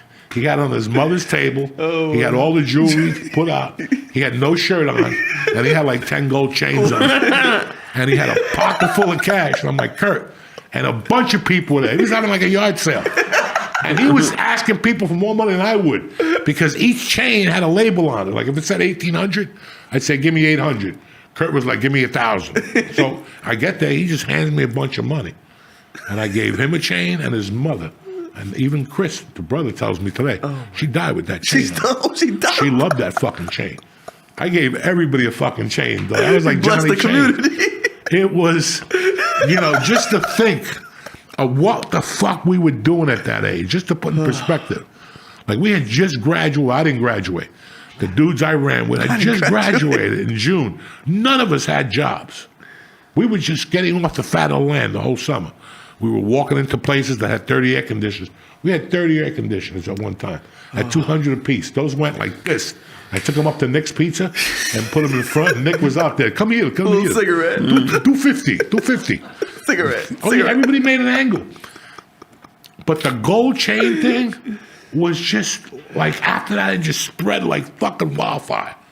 We were like kings for 3 weeks. We were eating fucking, you should have seen us eating breakfast, eggs and steak every morning, like gangsters going down Seaside with fucking getting a big room upstairs, How you doing? No more 18 room and a guy. And then we were having, we robbed it September 18th of 1982. We had because it was, that Monday was Pittsburgh fucking Dallas. We lost on Monday Night Football. That's tough. To the coach. We had nobody else to put the bet in with. We're like, it's a lock. Let's do it. Call the Campbell. Call the Campbell. And we put the fucking bet in. Oh, God bless that man. Oh, my God. And I had to pay him his money. That's what a lot of people never fucking knew about me. Now, the Camel had a partner, another gym teacher. And I, one day, was with the Camel, and the Camel called the main house. That's in those days, you had to call them and go, what type, they would ask you before you signed up with them, what type of car do you have? And you'd have to say the black Tesla. That was your code. So you call, who's this black Tesla? And one day he called and he said a different car name. And I didn't know. I just took the name to go in my memory bank. And I was calling that place every night, banging it out. And one night I get a call from the Camel, and he goes, hey, man, somebody banged up like a $8,000 fucking bill on a different gym teacher. Do you know who that is? Not even a soul. Didn't hear I nothing. would come back. I would leave for 10 years, come back, and they'd bring it up to me, dog. happened? He's really hurt. He's hurt. You're terrible, man. Isn't he the best, Lee? Well, of course, but like you were saying, like that was like one of like the like stealing was like well, like a changing moment in your life. That situation, Lee, from what was going on and how I was living, my mother had died for 2 years earlier. I was out there fucking running wild. And this was just, it let me know I was alive at that time. I was dead for 2 years. And as stupid as the story is, it let me know I was alive.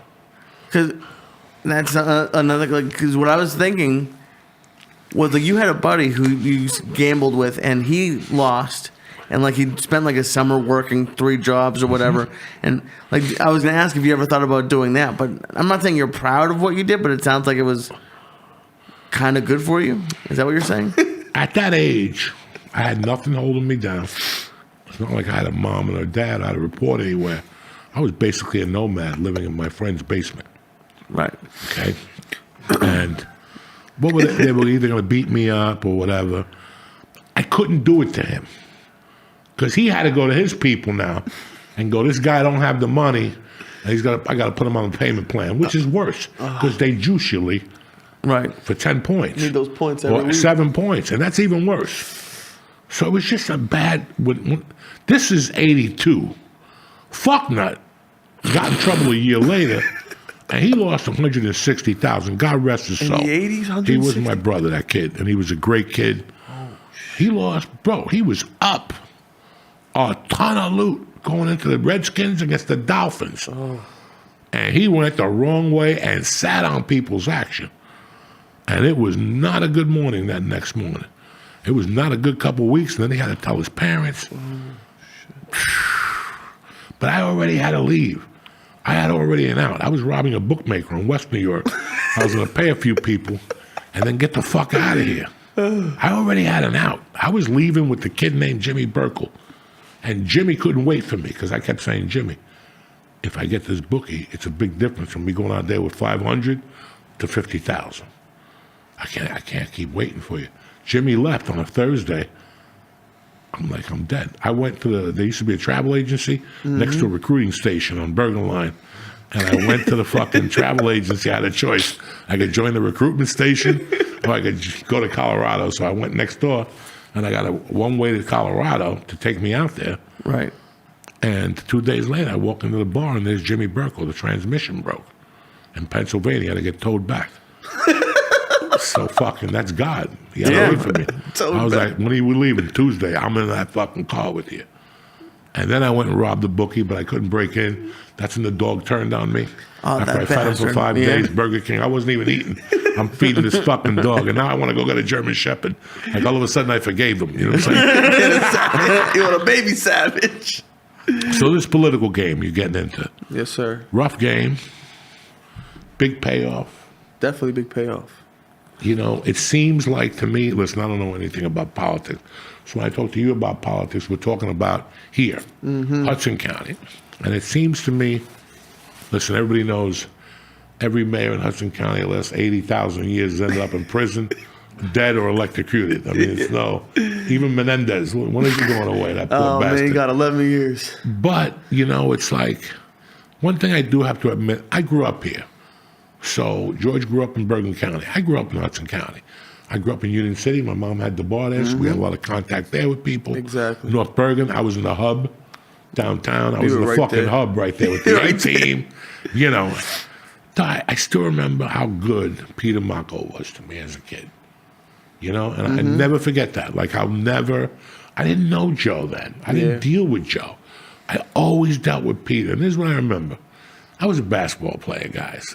And there's nothing like going to a basketball place and there's no net.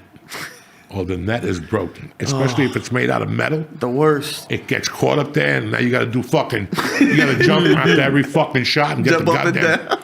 I swear to my mother's grave, I would go to 38th Street Park or any other park I was at, But 38th Street, I would go there. If the kids tangled the net at night, I would just fucking cross the street, ring the Balzano bell. Make a call. Marianne would go, "What's going on?" "Nothing." "Can I use your phone?" And I would call fucking town hall. I knew the number in the back of my head. Get that taken "Can I care get the of. mayor's office, please?" "Yes." "Who's this?" "Coco Diaz." "Hold on." Boom. "Who do you want to talk to?" "Peter." 6 minutes. "Coach, what's going on?" "Mr. Mark, I don't want to bother you. I know it's hot and you got a lot on your plate.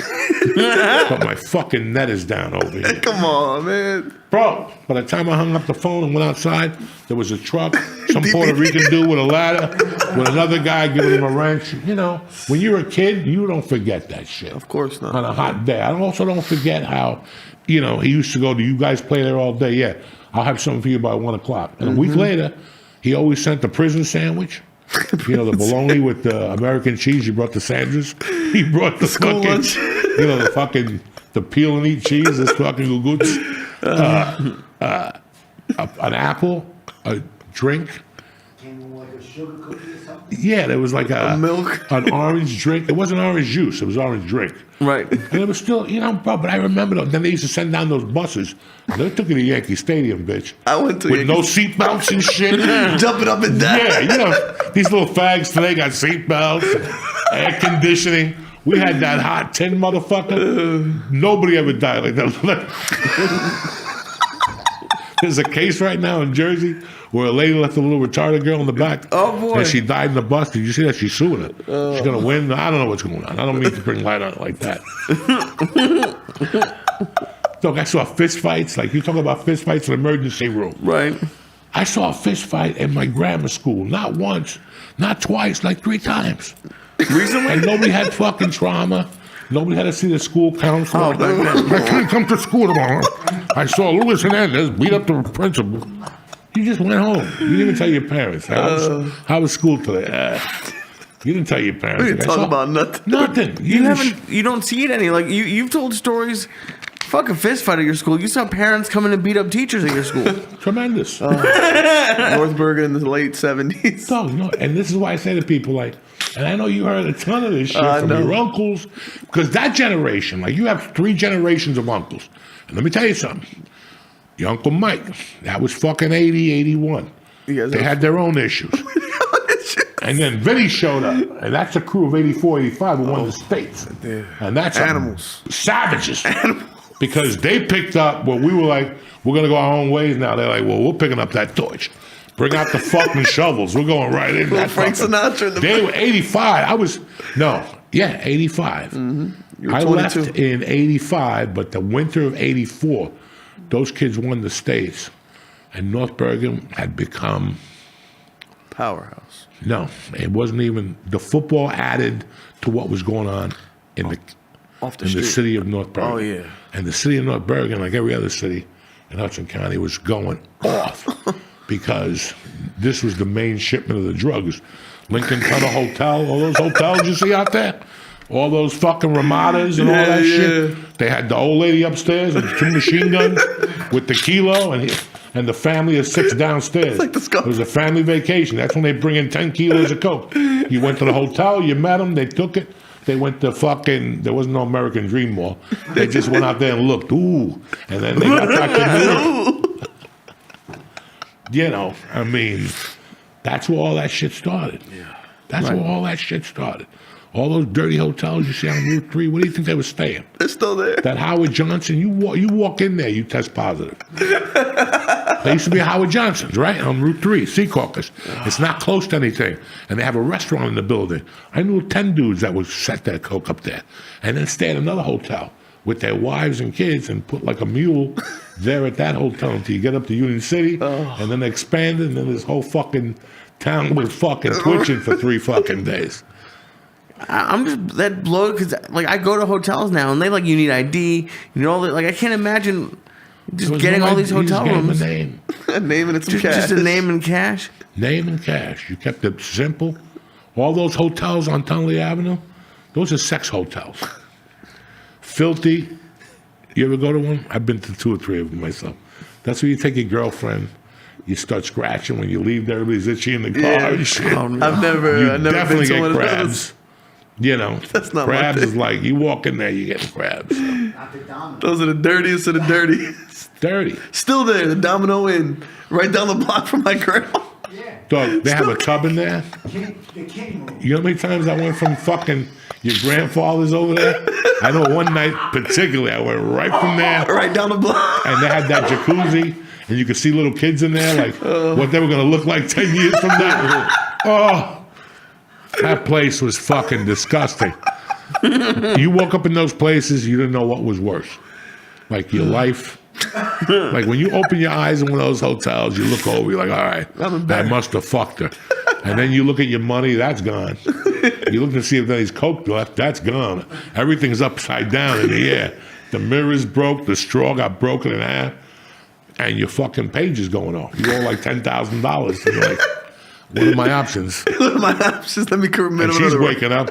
Did my boyfriend call? I don't fucking know if your boyfriend called. What do you know? I was gonna say, is this a place you bring a girlfriend, or is this a place you bring someone who like you If you don't picked them want? up at Corky's.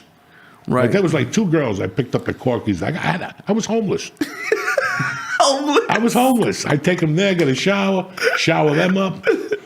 Nobody knew nothing. Nobody knows nothing. The next morning, everybody goes home. There's no breakfast. There's no buffet. $30. The towel is dirty. There's blood on it. You know. $30 a day, Lee. Yeah, and Or by the hour. Right? But if you get closer down to the Ramada, those are that's the first time I ever freebased. Was down in those hotels and shit. Fond memories. That's where the guy invented the word tremendous. By the hour. By the hour. do they just come and knock on your door at 55 minutes? Like, what do they do? 5 They'll minutes call late. you up. Get out, it's 60. You pay. It's always an immigrant guy. It ain't no white guy named Chuck working behind the window. It's somebody you don't understand, and you're in midnight. Because they didn't know what they were You're getting in into when they midnight, got you hired. Finger up 'cause your no- ass, and all of a sudden this guy wants us $18.50, and you're like, you got to be fucking seriously. There's a 3-hour minimum. That's hysterical. Trust me, I don't even need 3 hours. At the end of the day, you don't even. At the end of the day, I saw that list that Americans are like the worst. We last like 6 minutes on average. 6 minutes. What's the 3 hours? I want to talk to you for 2.5 hours about what? About the 3 channels we're looking at? You know, I'm watching fucking. You don't have to stay in the I'm room. watching the fucking Lone Ranger. You know what I'm saying? I want to say one thing. I got a call from my uncle the other, like probably around Christmas. He goes, "You see that thing on the news?" I was like, "What are you talking about?" He goes, "The band that's blind. They're up and down. They're jumping up and down in front of the tree." The band that's blind. Who's the blind band? Oh my God! It was put a bunch of kids. I think you might have been lying. You were tormenting me. Over the holidays, I don't know what I was saying. Dog, I wanted a deep tan for like 60 days of mushrooms. Oh, I wanted a deep. Every other day I was eating. I would push the envelope more and more, and then I would experiment. I'd do like 7 grams, then 2 hours later. Once you do the mushrooms, you gotta eat them straight. If you do more later on, it's not gonna work for you. Oh. Right. At least it didn't work for me. It was deep. But I'm back now, like fucking, tip top Magoo, a couple days at the hospital. He's in his prime. And now we got to go for it. And that's it. Little by little, you get healthy. I'm happy for you, dude. I'm taking my vitamins. What are you happy about? Hey, you're not in the hospital. Oh, thank you. I'm happy for that shit. And the only thing I'm not mad about, but when you're talking about that band, there's only like 3 or 4 of them. But when you find a video you like, there's nothing that gives you more joy. Like I was just thinking about that black dude who put the firecracker in his eyeball. that video that got sent to us on Acid Church with the dude just dancing. Like there's been like 3 or 4 videos that you really like on YouTube. Oh well, yeah, that one was fun. Jesus, but that fucking you would send me that dude with the dynamite in his eye, like 3 in But the let me tell morning you sometimes. something. Nothing ever shocked me like the Duncan one on acid that night. Because I was on fire from the acid. And all of a sudden I get a text message. I'm like, what's this rattling on my phone? The fuck? And I look, and I open it up, and it's this fucking Spanish dude, or so we thought. We didn't know with what a it big was. mustache with clothes on. And all of a sudden he starts tap dancing. And he starts taking off his clothes. And this guy had no dick. It was like a vagina. He's dancing. And I sent it to everybody in my phone. West Coast, East Coast. I didn't care where you And were. you don't even text. Me and Ari that night. I go, Ari, teach me how to do this. He said, teach me how to do it. Send everywhere. Send it to the Pope. Whatever we can send it to. The next day, only one person hit me back. That ain't right, dog. Dude, I'll have to see if I can find it somewhere. It came on my phone about 2:30 in the morning. I had to wake up, my wife, the kids. It's terrible. It shocked us and shit. We got to say a prayer. Oh, my God. Because that one was scary because it wasn't that he like it was like pixelated. So he was in the back a little bit. And you're like, oh, this dude's just dancing, have a good time. And then he gets closer, and his dick looked like you know those balloons that can blow up into animals, Yeah. but before you blow into it, and it was just like stringy and just kind of hanging there. It was, and he's just fucking flopping it around. And that, like, I think those videos are the hardest to hear you laugh. Like those. You know, Nicholas, it's funny because I still remember you being young. Your brother being 2-3 years older than you, and you being at your grandma and your mom with the stroller. Oh. And then I bumped into you somewhere else with her. And this time you were walking. You guys were going to a game. Always. Some athletic event. Or My some mom was shit. always taking me to games everywhere across the country. But I grew up with your mom. It was your Uncle Greg that said, listen to the Dirt album. I already liked Alice in Chains, but I wasn't sold. And I'll never forget, every time I put that album on, I think of Greg at that bar on top of, on Kennedy Boulevard, on the top of 90th Street. What was Mammals? Whatever that was there on the corner. That's the diner. Yeah, now it's a diner. Yeah. I remember when that bar was there, the annoying guy. I'm friends with the biggest comedy manager. They had a chick that worked there. They had a woman that worked there that had to be 40 with like fake tits, the whole thing. And her husband was sit at the bar. She was doing tricks in the men's bathroom. And I remember one night I got fucked up and I'm like, dog, I'm gonna suck my pipe. She's like, listen, come home with us and wait for my husband to fall asleep. We'll fool around the basement. $50. And I'm like, what are you fucking Come home with me and my husband for $50. What the Your husband's up there snoring. What the fuck is wrong with people, man? Your But life is different. Your life It's crazy how I just grew up in your house. And I'll sit here and tell you shit that I still remember, like just dying of laughter. The first time I walked in your grandfather's house, just to put this in perspective, it was probably 1977. Wow. That's the year he won a state championship. Though. Yes. Because that's how they weren't there. No. I was there with Michael, listening to Ted Nugent. And Greg was a little boy on the couch, sleeping. Downstairs had like 3 beds. And Greg was just a tiny 4-year-old boy. And he was passed out. And Mike had 15 people in the room with music turned on. And I go, Mike, what about this guy? Don't worry about it. He woke up the next morning, he didn't know nothing. He was covered in cigarette smoke and shit. My grandma was probably finding that hysterical. Dude, when they won the states, it was a complete night out. Yeah. Nobody came home. They ended up at a diner or something. They would go to a Fuso's dugout. Yeah. Those are your Fuso dugout days. and Back in shit. the day. That's the day there. So it's really nice to see that you've grown up to be a man. Thank you, Uncle. I You're appreciate following that. your fucking father's footsteps. Yes, sir. Just A trying to savage in his own right. keep the Ascalise legacy going. And we're going to keep it going as much as we can because it was about, at the end, the Ashley's legacy, he was a great coach. Thank you. He was, I don't have to tell you that. You read the accolades and I shit. know. But they weren't politicians, dog. Mm-hmm. They were going to do this for the kids no matter what. That's their job. Yeah.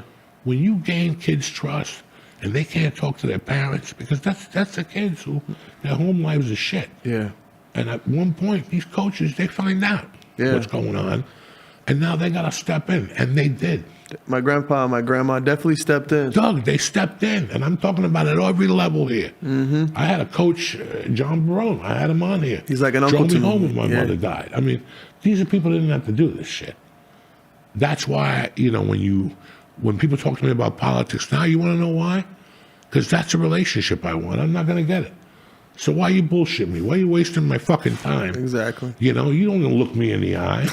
You don't shake my fucking hand. You didn't go to my mother's wake. Half those guys went to my mother's wake. They walked in and ran the fuck out when they saw people were doing blow and shit, but they showed up. I showed up out of They respect. went to church. They're Italian. They have to show up. So, you know, this is the world I grew up in.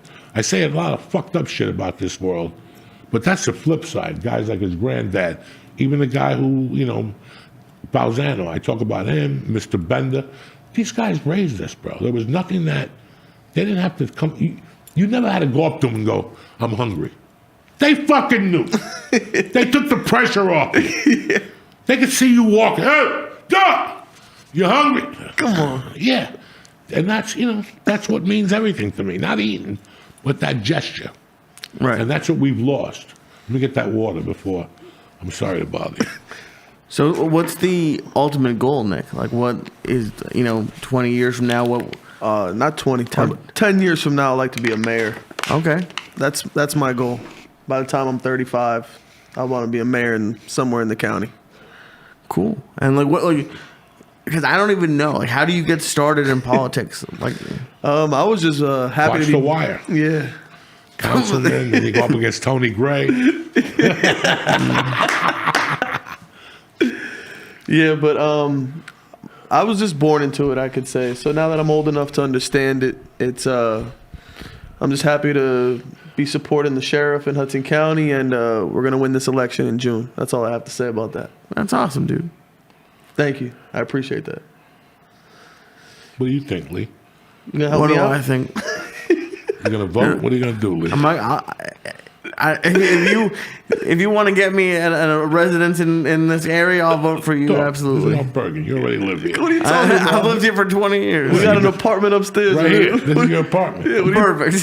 Don't worry Nobody about knows nothing. We'll finagle the numbers a little bit. You've been here That's it. 3 years. You've been here 3 years. You're the fucking director from Israel. Anyway, before we just go on and on, these edibles were on fire tonight.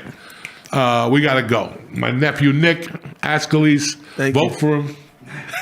Lee Sayat, the director from Israel, and Uncle Joy. What we got coming up this week, Lee? We have two great shows. We're in Jersey City Yes, sir. on Wednesday Wednesday night. and Parks on Saturday. Oh shit! We're on the road. Jessime Peluso's coming in. Uh-oh. Fucking the Agostini's coming in.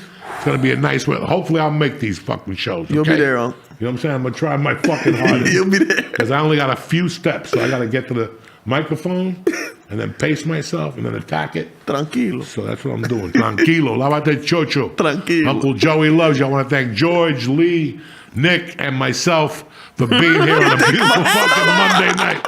Stay black. We love you.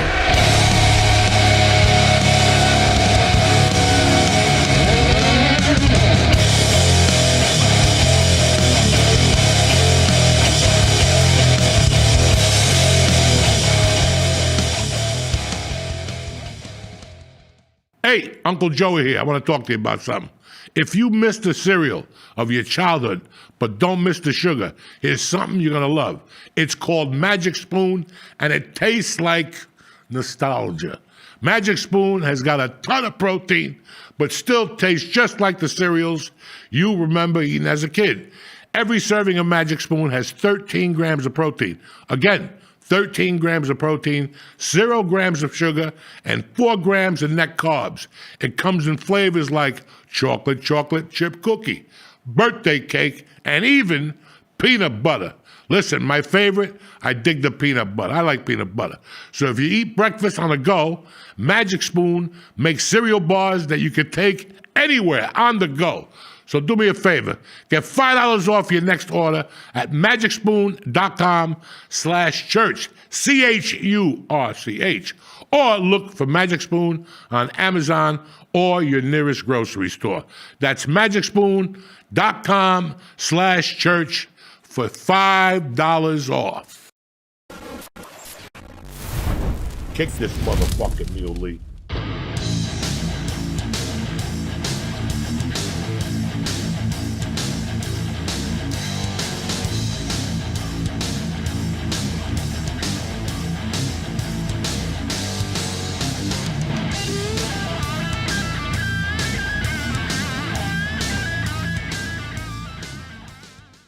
What's happening, you savages? Uncle Joey here and his trusted fucking maniac buddy, Lee Sayat, for another installment of the Church of What's Happening Now, new edition. What's going on, Tarzan? I'm doing great, dude. Hold on. I forgot. It's the 15th of July. The rent is almost due, cocksuckers. You know what I'm saying? That's how quick shit is moving. It was just 2 weeks ago you were lighting fireworks, right?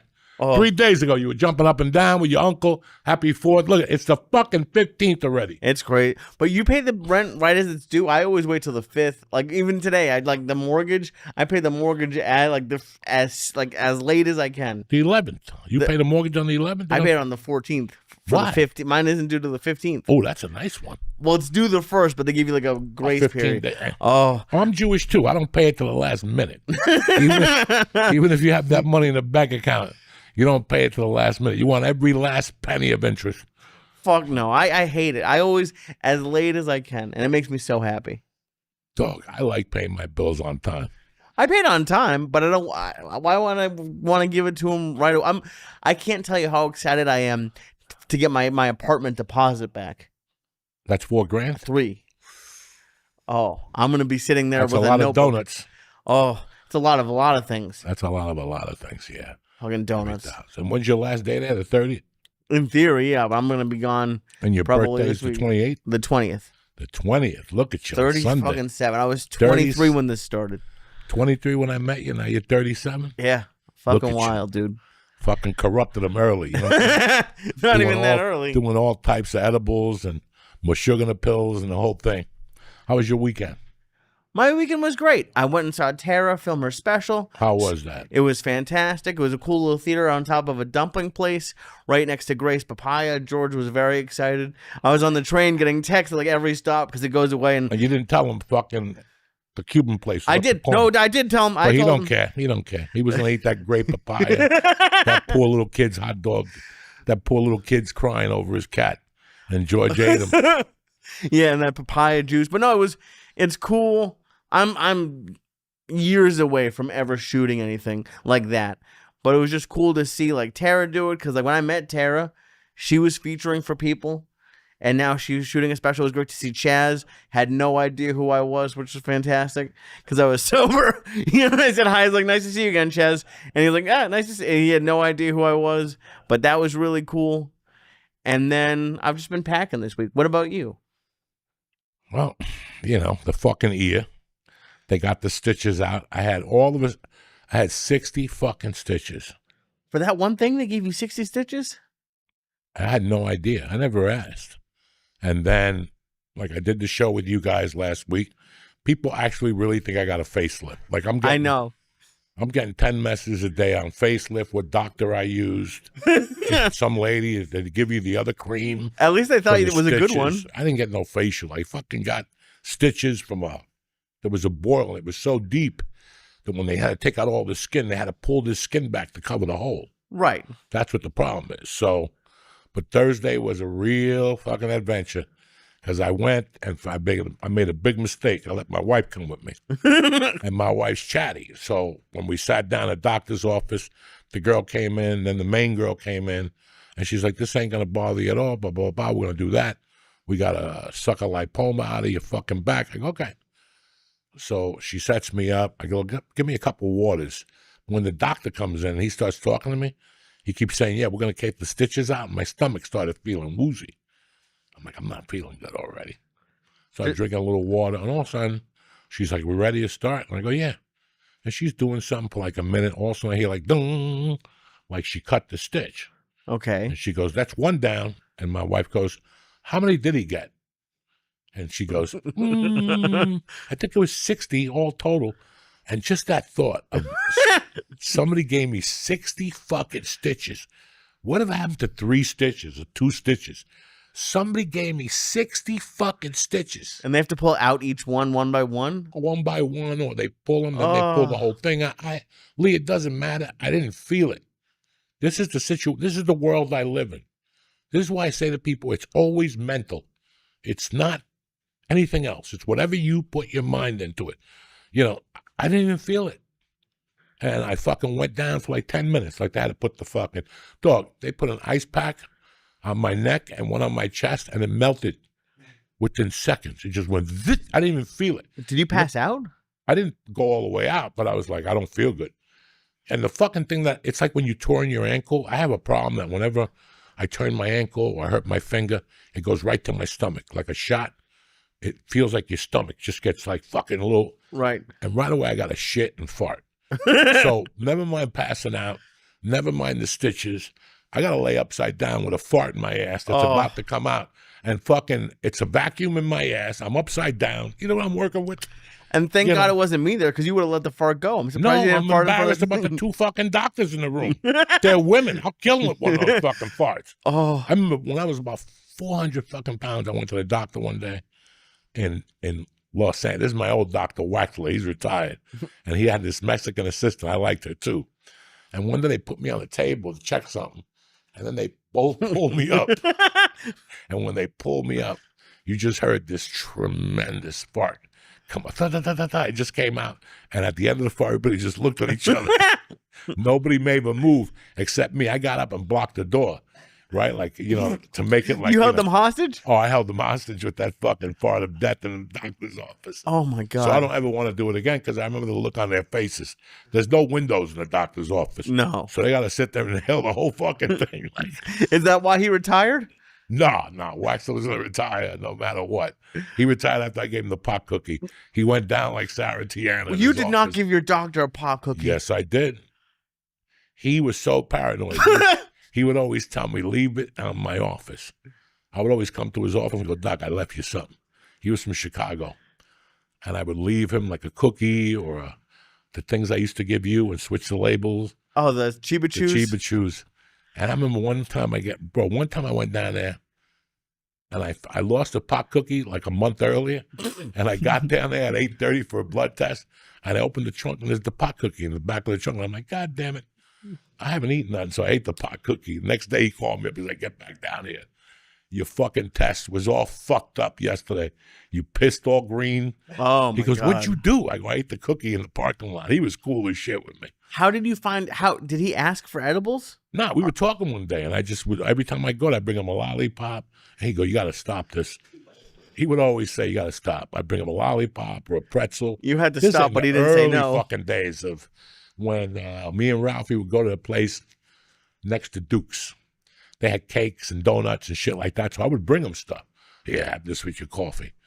But one night I brought him a cookie, and I went to see him like a month later, and when he saw me in the hallway, he's like, and I knew I was in trouble. I'm like, what did I do? And when I went in there, he's like, motherfucker, I ate that cookie at lunchtime. I had to go home at 1:30. And he Oh, goes, my then I passed God. out till midnight. And then I got up, and he goes, I made Chicago hot beef. I had it in the bottom of my freezer with the buns and everything. Oh, wow. He goes, I started cooking that shit till about 3 a.m. He goes, I made the whole thing of fucking that Italian beef. He goes, you motherfucker, what was in that? I said, I don't know.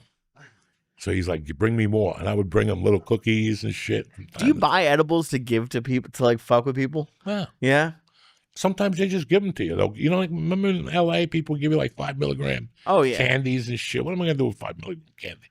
Yeah, but you're not giving people 5 milligram candies. I'm giving them whatever they give me. Yeah, you give away the heavy duty stuff. That's amazing. I've never heard of one because usually people lie to their doctor. Like they ask, do you drink? Oh, If occasionally. you lie to your doctor, you're not going to get nowhere. I agree, but I also don't give them edibles. I remember when I got surgery on my neck for the fat ball, when I told that doctor, he's like, so how much coke do you do? Once, twice a month? I go, every day.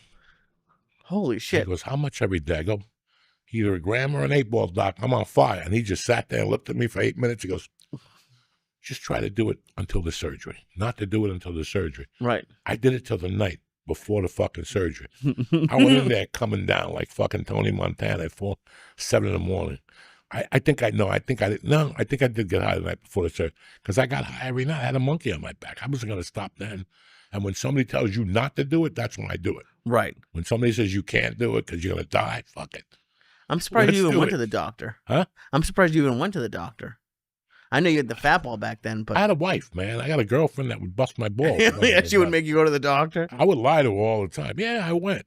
And then she would call me from work. I went on the credit card. There was no copay. There was nothing. You didn't go. You have to go tomorrow. You didn't go for your blood test. Jesus. Then she started taking me to the blood test. Oh, to make sure you stayed? Yeah. And then she realized why I left. After about 6 months, she's like, you pass out all the time. She goes, I don't know how you do. I remember one time she took me to the dentist, and she was sitting reading a magazine, and all of a sudden they had like the red light go on, and she just got up. She goes, that's my husband. Lady goes, where are you going? She goes, that's my husband. She goes, how do you know? She goes, I'm telling you, that's my husband. And sure enough, they came and got her. And she knows exactly how to cool me off. How? She puts ice in my hands Okay. and then paper towels because my hands drip. Sweaty? Drip when I'm getting a needle. You could tell when I'm about to get a needle because my hands get really fucking slippery and slimy. What's more anxiety producing for you? Stand up at like a big theater like that or a needle? A needle. Holy shit. That is, but you've gotten better. I'll give you credit. It took me fucking 18 years of acupuncture.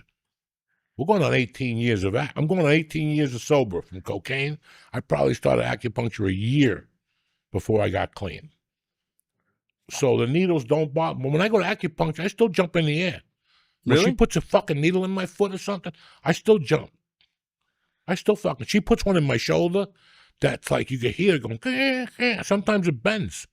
Oh. Sometimes the motherfucker bends. You know how many times she forgets to take needles out of my hair, and I'll be driving home and I'll scratch my head and I'm like, ah, and I got a fucking needle in my finger and shit. Holy shit. What? Because you were just saying everything's mental. Why do you think you're still afraid of needles?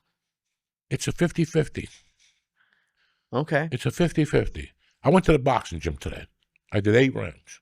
I burned 620 calories. He trained me for like 7 rounds, and then I did my own shit. But the rounds he trained me, I didn't have to take a break or pee. Nice. Right? I'm fine. When I have to walk up those stairs on the side, I think my world's going to end. Not because the stairs are bad, because it's mental. I have these little mental fucking quirks, man. That's crazy. And we all have them. We just don't. Yeah. We just don't realize we have mental quirks, but we do. Everybody has. And it all depends how I feel when I walk in. There's days I could walk in there, put my arm out, and they could shoot me, and I'll talk to the lady. Mm-hmm. And there's days like I'm like, I don't know. This don't feel like that. That day at the hotel, the first day, that didn't feel right. So everything was going to hurt. The first needle, the second needle, the third needle, everything fucking hurt. But usually I was in the hospital for 3 weeks. There were days I was getting fucking 12 needles a day. Oh, I can't even imagine. I was like in training. Hit me here. Hit me here. Hit me here. You did way better than with that hospital stuff than I thought you would have. Like those 3, just knowing you, if you had told me, how's Joey going to respond to a week in a hospital once a month for 3 months? And I mean, I'm sure you didn't like it, and I'm sure it was scary. No, but like nobody you likes did that it. shit. Nobody likes it, and you do it because with the pretense that you're going to get better. Right. You know, you're going to get better. Let me stay here. You know, I don't want to put this on my family. If not, I'm at home in front of your family. You got to put them through this shit. You have insurance. You pay a lot for that fucking insurance. Pay these people. Go to the hospital and get them taken care of. Because if not, you're going to keep coming back. Now, again, Lee, I didn't think that way when I was 25. Right. I said, fuck it. If I die, I die. Big difference. I was going to say, if Big you were, difference. imagine if you didn't have Mercy right now, or even Terry. I'd be a renegade. Really? I wouldn't be here without the both of them. What do you think would have happened? If I would have kept doing drugs, I wouldn't have had any of them. So it wouldn't have mattered. But I'm just saying that after a while, you just go, I have to do this because it's that Pennzoil commercial. Either you pay me now or you pay me later. You're going to end up here anyway.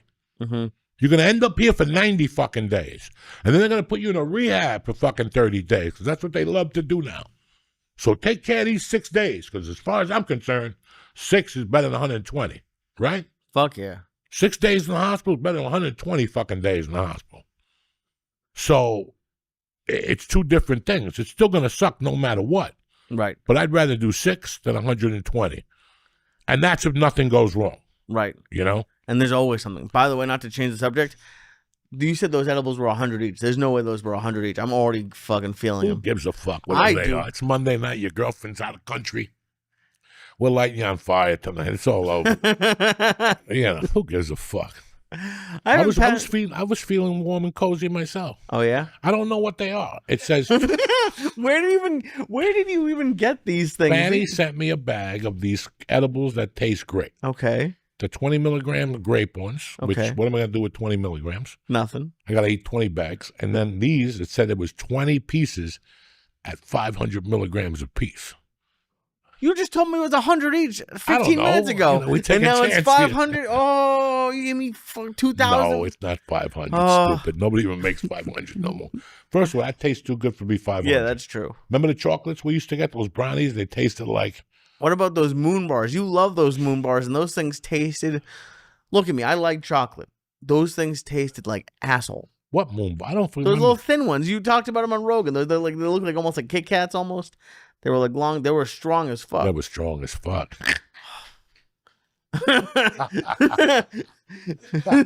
It's amazing. You have so many rules about food that like you don't like this, you don't like that. You'll eat the worst tasting edibles out there. Like, Listen, when you eat broccoli, right? Like when you eat broccoli, they tell you it's good for you. It's going to give you iron. It's going to help you with sunlight. Da, da, da, da, da, da. Right. It's shit you don't see. When I give you an edible, it may taste like my asshole, but you're going to see something. Oh, Do you know what I'm saying? You know what I'm saying? Are you with me? I That's guess. why eat a brownie with no fucking THC in it? Because it's delicious. No, it's not. It tastes like dick. Give me a brownie with THC and some almonds in that motherfucker. Then we got something to talk about. I'm surprised you haven't started like baking edibles. Yeah, that's what I want to do with my fucking time. Is sit there with a spatula and fucking be Mr. Edible. That's what I really want to do with my fucking time. At 62, I'm gonna take up a new hobby. You need I'm a hobby. I'm gonna make edibles and open up a business to lose money. I'm not even talking about a business. I'm just talking about you making edibles to fuck with your friends.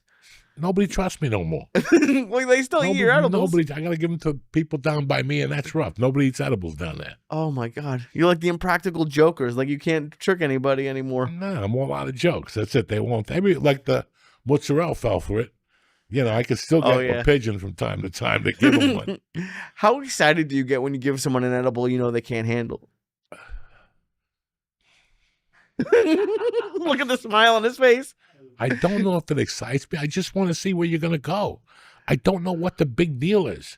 We've done worse things. Like, listen, when we eat 200 milligrams, even this could go to George. George has done everything. So when he tells me, I have to work tomorrow, he knows that infuriates me. And if I have a chance to shoot him with 1,000 milligrams, like a dart or something, I would. Because he can handle it. He's just a half a fag. Right. Okay? He can handle it. And this ain't shit. I'll take you to Bronx at 3 a.m. and give you 2 of these. And then you come back to me. That's torture when you don't know where you're going in the Bronx. We're having a good time here. Okay? This is a controlled fucking high. Nothing bad could happen to you. Nobody's going to hit you in the head. Nobody's going to mug you. Nobody's going to do nothing. So what's the big deal? Give me what you got. If I can't drive home, fuck it. You got a blanket, right? Right? You got a blanket. You got a dog. I'll just hold on to the dog. That's it. That's what you have a pet for. When you do edibles, to hold on to him. Holy Just shit. grab him and say, listen, I gotta hold you. We're going into a deep cave here. Your dog's looking at you like, what fucking cave? You know, the cave. But I don't think, like, do you get to that level of fucked up anymore? Of, like, being scared? Every once in a while, I scare myself. Jesus Christ. And I love it. The first night I got the pain pills, like I had them 2 nights, I didn't take them. Okay. Because I was saving them for a specific night. And I popped like 3 of them. I was fucked up. I had 3 of them, a mushroom, fucking, I was fucked up. My wife was trying to talk to me. I was giggling.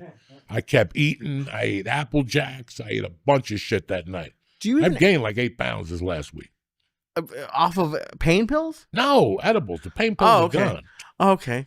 I just saved the pain pills. They don't give you a lot. Right. In New Jersey, if you get surgery, they'll give you they'll say take 2 to 3 pills a day for 10 days. That's 30 pills. They give you like 9. And you're like, the math don't add up. Right. So you don't, I didn't need the pain pills. But and then you always need to get a little high every once in a while on a pain pill. Just as a reminder, you go to a Yankee game, a nice Viking never killed nobody. You know what I'm saying? You have to be walking a lot of bleachers. Your knee hurts anyway, right? You go up there, you drink a beer, you got to go Uber home. So that's what I did. I said, you know what? I only got like 9 of them. I'm going to take 4 of them from one shot. And I just inhaled 4 of them one night. But again, it's 20 milligrams. What did you even save it for? Like, what was the big night? Friday night. You know what I'm saying? I got shit to do and people to see. Weren't you at a softball tournament? No, I didn't go to a softball tournament, you fucking knucklehead. I was doing something. I went to a party or something, and I knew the party was going to be boring. So I said, this, if I know a party's going to be boring and I have to go for my daughter or my wife and tolerate it, I might as well eat edibles and do it my way. And I don't say a fucking word. I go to those things, and maybe there's one of the dads that'll talk to me for a little while. I'll talk to them. I always find somebody. Yeah, but you don't look fucked up. That's That's the secret, Lee. Yeah, but how do you do that? I look fucked up. You've given me so many Listen, edibles now. right I look now, fucked up when I'm sober. I call him every Tuesday morning, guys. You have to hear him on Tuesday morning. Yeah. And I'm up you till think 2 he got in the raped at a Diddy party? You think he got raped? You think he got raped by fucking escorts and black dicks? And I'll say, "What's up, Lee? You know what's up? I don't know what you're talking about. I'm up. I'm out of the house. I drank water. I took a shit. George taught me that. You don't want an edible hangover? Drink 2 cups of coffee in the morning. Eat an apple. That first shit, you go in the shower, and in the shower, you'll start, or your ears will deflog.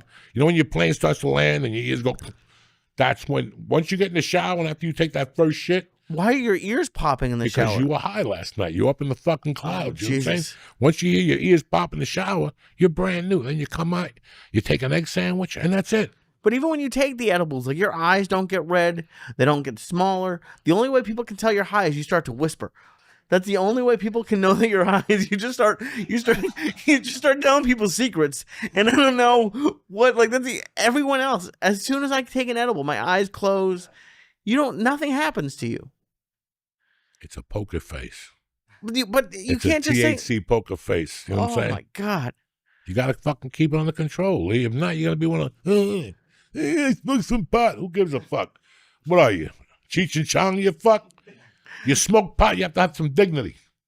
I agree with you. But it's not like I choose to look fucked up. I just get fucked up. Who cares? You know what I'm saying? We get fucked up here. That's what we do. As a matter of fact, it's time for another edible. How's that for you?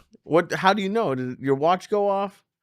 You said I just, you know what I'm saying? I can feel in the air that you need another edible. I must be talking too much if I need another edible. That's how you always know. I got fucked up in Cape May this weekend. Yeah. I went to Cape May for a softball tournament. I told you. Let me tell you something. Friday, Saturday, and Sunday night. As a matter of fact, Saturday night, I had a fucking Heineken. Really? I got fucked up. I love it. One Heineken. That's it. And it was the coldest Heineken down the shore. And he gave me a fucking glass that broke. It was so cold. When he gave it to me, motherfucker shattered. He had to give me another one. It just went, when he put it on the bar, it just went. And I drank it in 2 sips. Yeah. It was delicious. Every meal I had in Cape May was fucking amazing. I went to the Mayflower Hotel. They took care of me like I was Johnny fucking Bananas and my family. We walked in there Friday night with like 19 people.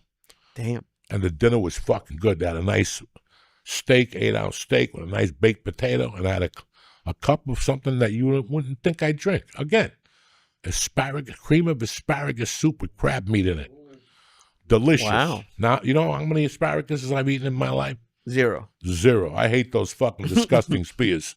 I hate broccoli, but cream of broccoli done well, shit. Dude, that's what you have to do online is the soup reviews. There's no one in the scene. I think they have no, because that's what they. Fuck along you're the with the only review. person who has soups. Nobody makes soups. Everyone Who? has. Campbell? I'm gonna go bring them from back in No, the day. you go to a restaurant. You're not I gonna. went to ShopRite for fucking soup today. They haven't put a piece of salt in that soup in 20 years. I took Tuesday. I go, they didn't even put salt in here. Chicken, rice, no fucking salt. Tons of chicken, tons of celery, tons of this, tons of that. They forgot to go, oh, put some salt in that.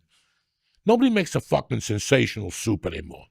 It has to be something like a small family restaurant, not a chain. It's got to be a small family restaurant. The Brass Rail in Mattawan is the closest that if I had to give a review for soups, I'd go with them. When you're trying to get a good soup, like what's a good soup to you? Listen, anybody can make New England clam. Anybody can make onion soup, that fucking French onion. Anybody can make lobster bisque. And anybody can make New England clam chowder and Manhattan, okay? Give me something different. So that doesn't impress you. Those like standards. Listen, Cousins makes a Manhattan clam chowder, that fumes will come out of your ass. Oh, it's so fucking good. But they also make an exceptional lobster bisque, and then New England is second to nobody. Cousins in New Brunswick, Right. Marlboro, and now Bricktown, phenomenal. but those are the 3 soups they make. Fucking Cafe Luna has Nana pasta fazool with pastina in it. You want to come? You want to talk to me about soups? Like that's a soup. What like do they a do? fucking pasta fazool with fucking pastina in it. That's something different. My man and me and George, we're cream of turkey motherfuckers. You know what I'm saying? But our standards have lowered because when we go for cream of turkey now, it's all out of a can.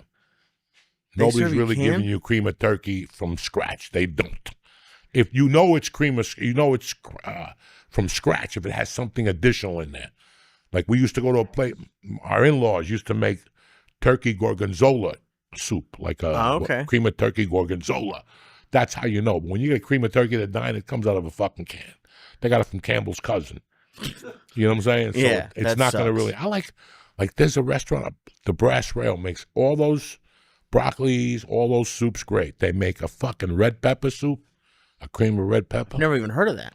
Fuck. Exactly.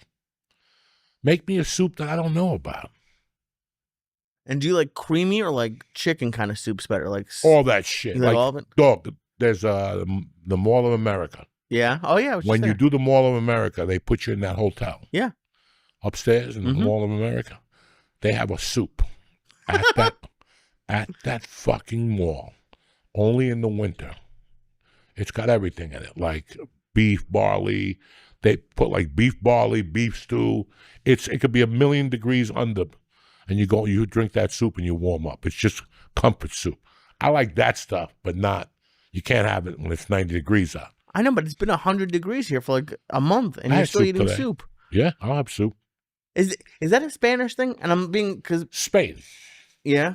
Spain. So my mother made a lot of soups because of my father. When my father died, she kept making those soups, and I fucking loved the shit out of them. Because Cubans have a thing that say, lo guapo no toman sopa.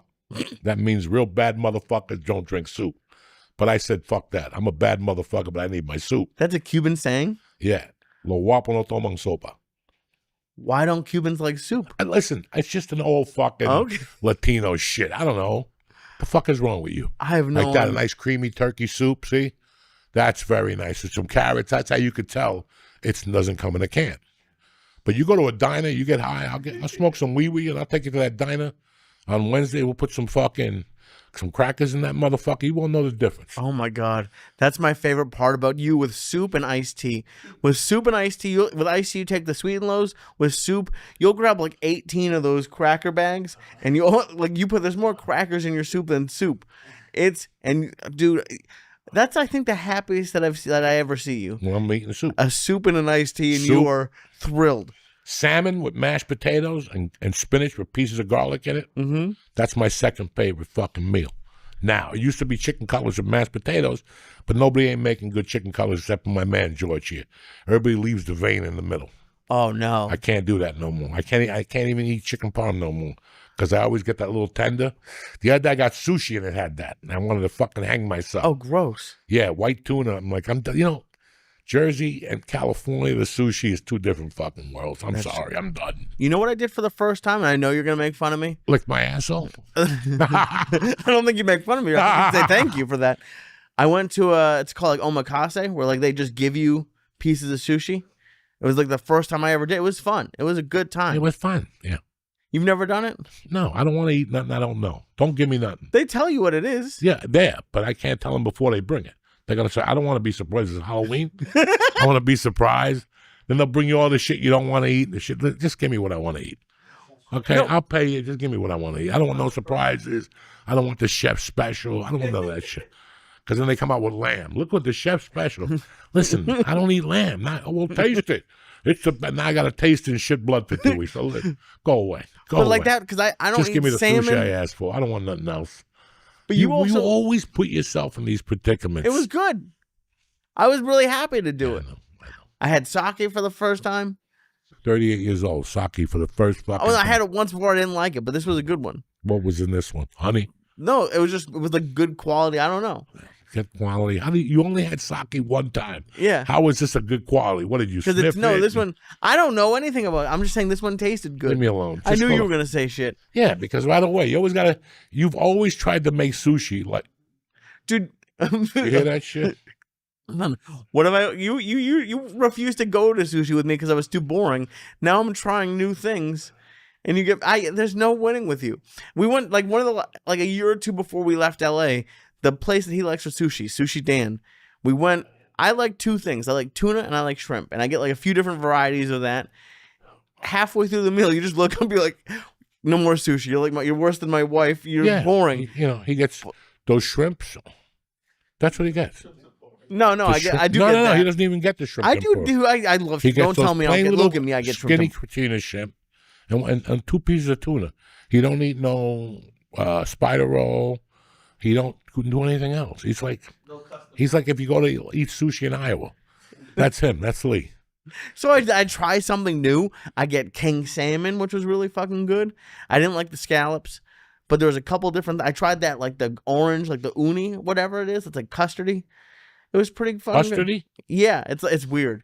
Yeah, no shit. Just No, leave me the fuck no, alone. not the right? orange balls. It was like it looked like ice cream. Oh, I know you're getting orange. Which? Yeah, You're eating like an eagle eye. You don't even know what the fuck what's an you're eagle eating. eye? Yeah, that lady from North Bergen that ran over everybody. You're eating one of her eyes and shit. Oh, The fuck is wrong with you? someone ran over somebody. I don't know. Something happened in North Bergen. Some lady ran over 7 protesters or something. Jesus Christ! You know what? Let's just fuck with me today. I'll tell you something else I did, which I've never done. Do you ever get pedicures? Leave me alone, Lee.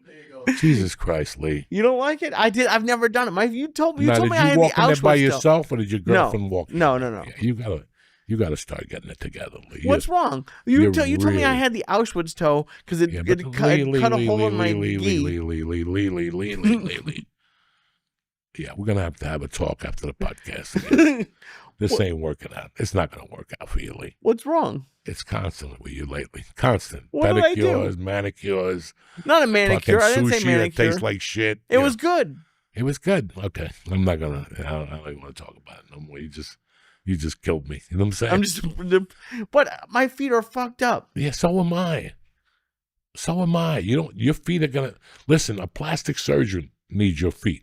Not Right. some little Asian chick that weighs 40 pounds drilling on your toes. That's why I don't go for a pedicure.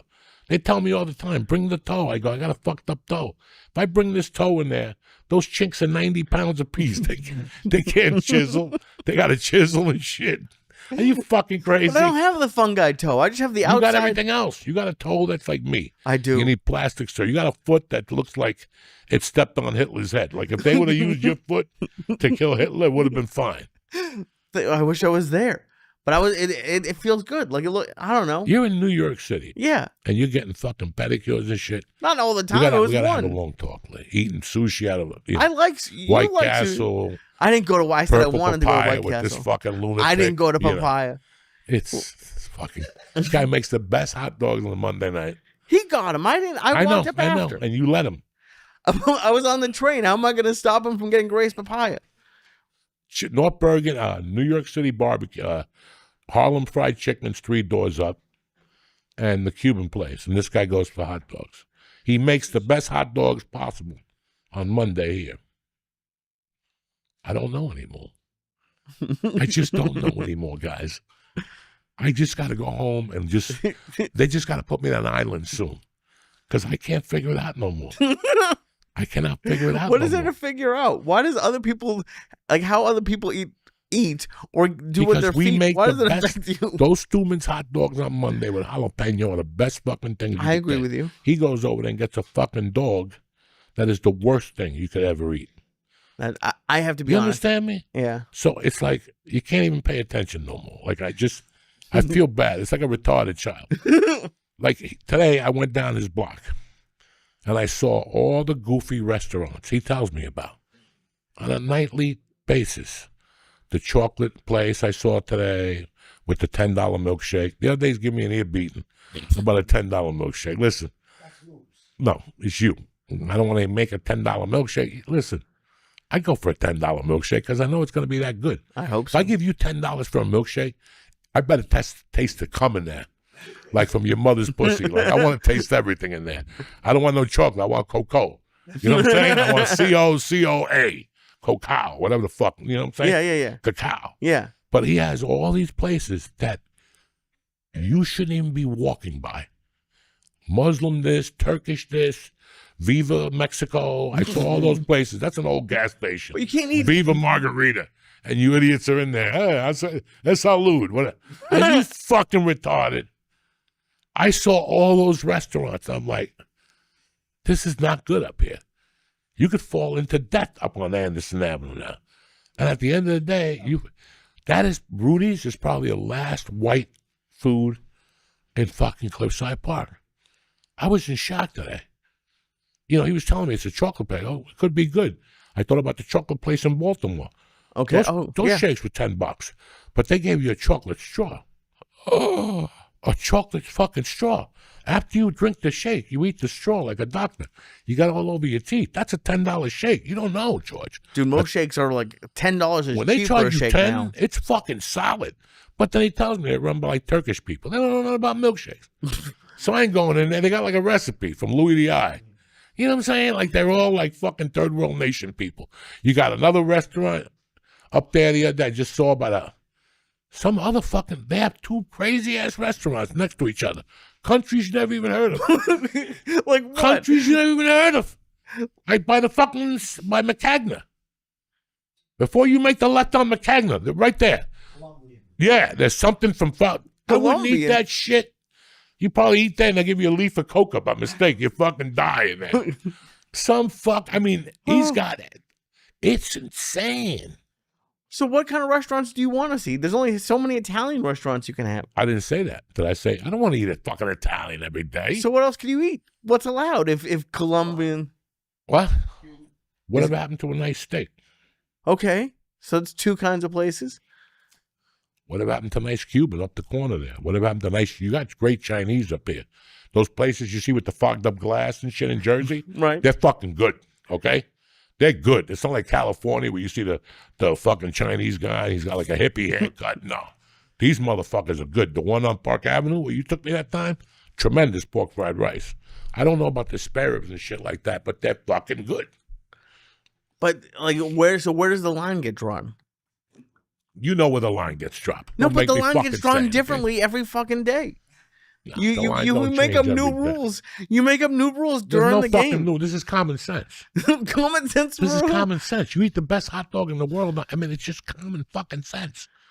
You know, I don't know how many times we've had the conversation about food and food and food, and we all go back to the same thing. You know, by my house, it's great. It's great for what they have until you come up to Hudson County, and then that shit changes. And then we get on a tunnel or a bridge, and we go over there and get fine dining with all the bullshit, people drinking martinis or whatever. But at the end of the day, where does a motherfucker get the best bang for his buck? In Hudson County, New Jersey. And that goes for pizza, that goes for Chinese, that goes for Spanish, Cuban, Puerto Rican, even Colombian. That's right here in Hudson County. Okay? Everything else, I don't know what the fuck you're talking about. Now, again, Cliffside isn't Hudson County. Right. So It's why? Bergen County. But still, it's on the same neighborhood as us. They should all have the same dignity. You know what I'm saying? There's a word called fucking dignity, okay? So that's what's going on right now. That neighborhood, Fairview and Cliffside, is very third world nation, whatever. Turkish, Arab, whatever. I got nothing against those people. But you're not going to make me a fucking Philly cheesesteak. I can't do it. Stick to what you know. Hummus, papaya shit, you know, Okay, so fucking coconut milk with you don't shrimp. mind the restaurants. You just don't want other. You want people that like jail. I Like want you stick to people your who race. know what they're doing to cook my food. Right. When I walk into a Carvel in California, I was very excited about the Carvel. Very excited. I went to the grand opening. I was one of the first people there because I'm 400 fucking pounds. That's what people who are 400 pounds do. Gario Sealand. That's Chango, the god of fucking thunder, to correct me. So, Carvel. I walked in there. They wanted $5 for the cone. I paid it. Everything was hunky-dory until it was 3 Chinese people. Now, I have nothing against Chinese people, But what do they know about Carvel? Now, again, Joey, you're being racist. No, I'm not. There's a Carvel by my house on the 33. It's a drive-through Carvel. It's run by Chinese people. They've owned it for 30 fucking years. You go in there, you tell that motherfucking Chinese dude, make you a shake thin, and he knows how to make you a shake thin. That's the place I used to go and get the thin chocolate shake with the double cone vanilla ice cream, vanilla chocolate with colored sprinkles and whipped cream, and I would dip it in there. That's when you're a 400-pound fat fuck. That's a good Carvel, but it wasn't an investment for him. Right. It was something that they liked. He had kids. All the kids worked there. I've seen them grow. The girl is beautiful now. The fucking father's yoked. There's another family? one on the 520 that's Chinese owned. They don't know what they're doing. That's an investment. The lady on the 516, she owns it since Jesus left Chicago. That's a drive-through. So she only works in the daytime. So if you want it done right, you got to go in the daytime. Because if you go at night, it's kids with acne and pimples, and they're on their phone, and you can see like a cherry floating in the pineapple. That's when we leave. As soon as I see a cherry and the pineapple, we got to go. You go to Carvel, you can't even get hard ice cream anymore. Carvel used to be hard ice creamville. Now you go, it's like your grandmother's refrigerator. You ever eat ice cream out of Granny's refrigerator? It always had that core of air on it because they leave the top off. You're supposed to eat it and tell her it tastes good. Meanwhile, it tastes like lasagna, garlic ravioli. You're like, oh, yeah, this tastes great. I don't want to eat. My ice cream's got to be tight up in the top. Right. Dude, you just rattled off like the schedules of 3 different. Do you know like all the Carvels in this state? I got. That's what I do. I'm a fat fuck. I'm stupid. I don't know much, and this is what interests me. I have no other interest. If you're going to talk to me about politics or Elon Musk, I don't give a fuck. I don't give a fuck about SpaceX. I don't give a fuck about none of that shit, okay? What do you give a fuck about? I give a fuck about a nice piece of good food, not getting tortured, and that's it. But if I go into a place, I can tell if it's an investment, especially if it's a chain restaurant. You could tell that these people, if this is what they grew up on, and they believe in that product, or if it's a fucking investment. And ice cream is a weird one because there's a lot of like happy memories associated with Carvel for you. It's not like it's like a sandwich place. Faggot or what? Happy memories. What, they put You're a the cone one up who has your so ass? many rules for I Carvel. don't know happy memories about ice cream. I get stoned and I like eating it. That's it. It associates a lot of happiness with the You fucking. don't think so? No, you're depressing me now. You sound like a white person. I am white. Anyway, let's take a breather now. We're going to talk to you about this weekend and DraftKings. What's happening, beautiful people? Uncle Joey here. UFC 318 is the last time you're going to see Dustin Diamond Poirier step into the octagon. Let me tell you something. I'm excited already. The easiest way to get in on the action and win real cash is to download the Pick 6 app from DraftKings. That's right. I said it. Pick 6 app. It's the official daily fantasy partner of the UFC. Put that in your pipe and smoke it. And it's very easy to play. You ready? Just pick more or less on the stats of 2 or more of your favorite fights. Get ready to turn that hot take into a payday. Now, download the DraftKings Pick 6 app right now and press in code JOEY, J-O-E-Y. That's code JOEY, J-O-E-Y, for all new customers to get a special offer. Ride the upside where a few bucks can turn into a bag, Jack.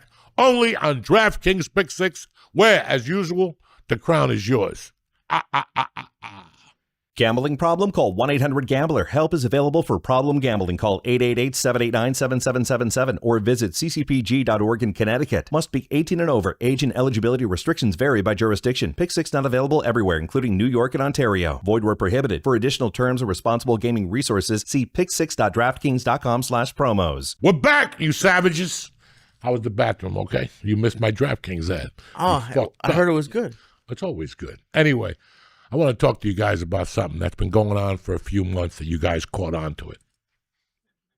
I went on a few podcasts and I got some heat for it every time I said it. When I went on Rogan, I got heat for it. When I went on Bert Kreischer, I got heat for it. And I went on somebody else's podcast and I spoke about it. And you guys, as usual, you know everything. So you make your stupid fucking comments or whatever, because everybody's a fucking authority all of a sudden. So, I told you motherfuckers not to worry about Epstein or worry about Diddy. I told you motherfuckers repeatedly for years. We lived in California, guys. Now, I'm not going to blame California for this. I'm going to blame a city called Hollywood. I'm going to blame a city called entitlement. I'm going to call a city white entitlement. I'm going to call it, just the worst shit that could happen in any city that I've seen is in Los Angeles, a.k.a. that Hollywood scene. I shouldn't even say Hollywood. Hollywood's a great little fucking town. But there's a certain mindset in that town that all you fucking idiots on TV and everybody thinks they know about. Listen, I like getting my dick sucked. I like coming on your tits. If by mistake it goes into your eyeball, I get a giggle. If I have to, I'll come on your feet. I'm not an anal guy. We're talking family here, okay? I'm not going to give it to you me giving it to you up the ass is not my big man thing. I was just a regular guy, okay? I got accused of a lot of shit online. People said this, he's scared of Diddy. His name is on the Diddy list. The level of sex and stupidity in Hollywood is one that you'll never understand. I sit here every week for 14 years with Lee, and I've mentioned to you that the people that you people idolize and think are great, they're the biggest pieces of shit. And your family, your parents didn't raise you to know that, to read that in people. You just fall for, he was great and Fast and Furious. You fall for that shit, and you become fans or whatever of these people that A, don't know you exist, B, they wouldn't talk to you if they did, and 3, they're just horrible people. I've never snatched cum out of a girl's pussy to rub on my nipples. Who did after that? Somebody comes on it. Sure, Diddy, right? Damn, I didn't hear that one. Celebrities, whatever, escorts would come at her, and she would make her run into the room, and he'd take the cum out of a pussy and rub it on your nipples. If you don't understand that, that is a complete different level of fucking disgust. Like even disgust that I wouldn't think of when I'm coked up. When you think of disgusting fucking things. Right. Because when you're doing drugs with a girl, you're thinking disgusting fucking things.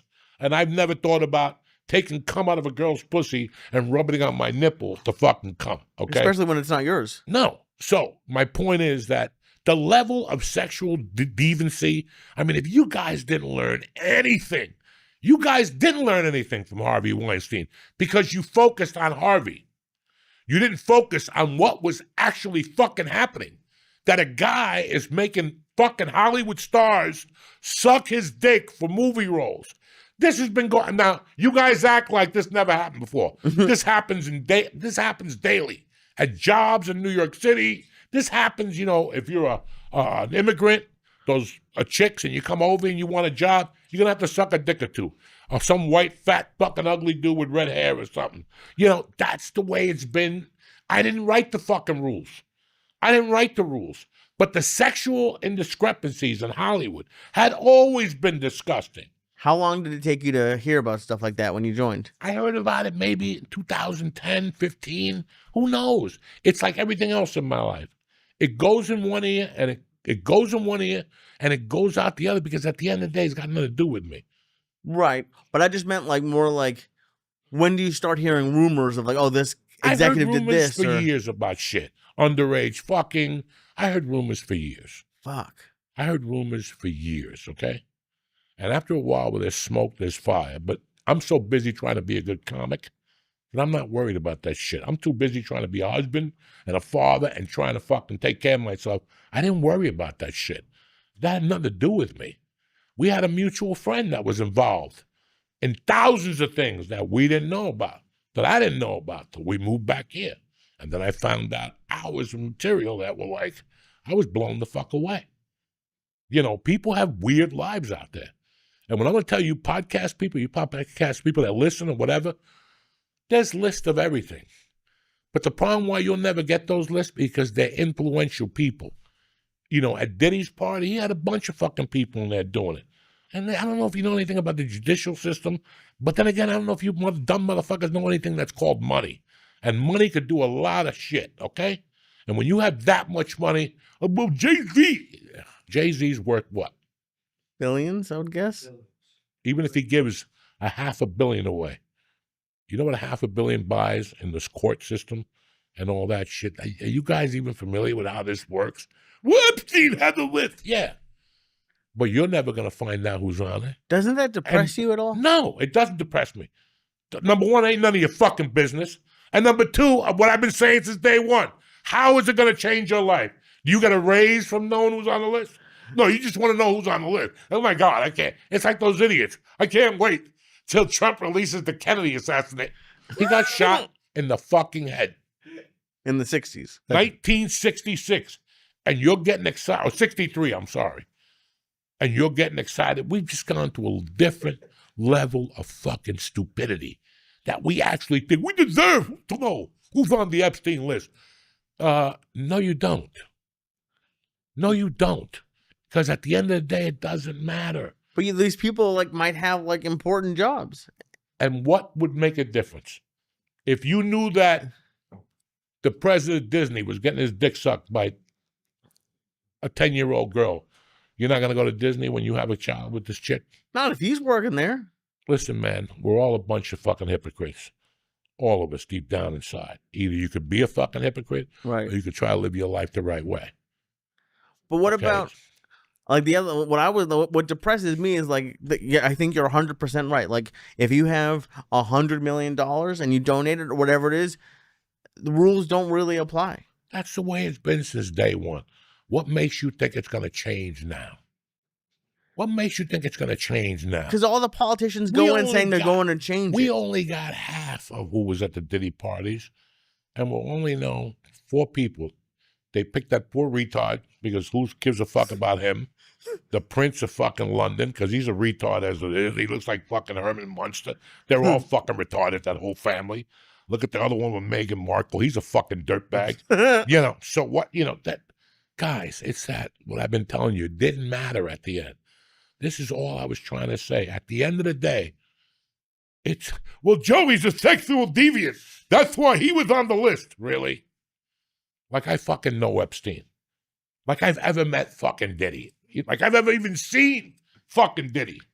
And even that, what are the chances of me going to his party? That's number one. And number two, what are the chances of one of those hot chicks actually sucking my dick and fucking rubbing it on Diddy's nipples? So you tell me, this is what I don't understand. This is why my argument is, people, you're worrying about shit that's never going to come your way.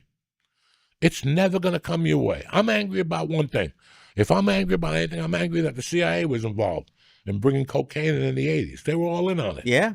I almost lost my life because of that shit. But our own government was bringing us in. Listen, am I upset? Am I going to go to Congress? You want me to run over poor white people in North Bergen who are politicking out there? It doesn't matter. I did the drugs. It's my fault. But think about it. When our country put us in the hairs, you're finding out. We knew 30 years ago that our own government shot Kennedy. Okay, we knew 30 years ago. We knew 30 years ago. All right, what agency, Joey? I don't know. Give me initial. FBI, CIA, NBA, CBA, BBA. It could be anybody. It could have been the Cubans, but somewhere along the line, the United States were involved. Somewhere along the line, we shot our own fucking president. Is that what we? Because I was I'm not making too a young. big fuss about it. But if we did that, my mother died from the vaccine. Again, why should they give you a good vaccine? Right. If you're that stupid and went and got it 8 times, what can I say to you? Obviously, you deserve to fucking die. Listen, I won't get any vaccine now. Now they fuck me. I'll take my chances. I'll go get a natural vaccine like that. The shit you shoot in, macacal pneumonia. I'm not doing that. And I'm not doing the other one, the fucking where you pop up with red marks, hives.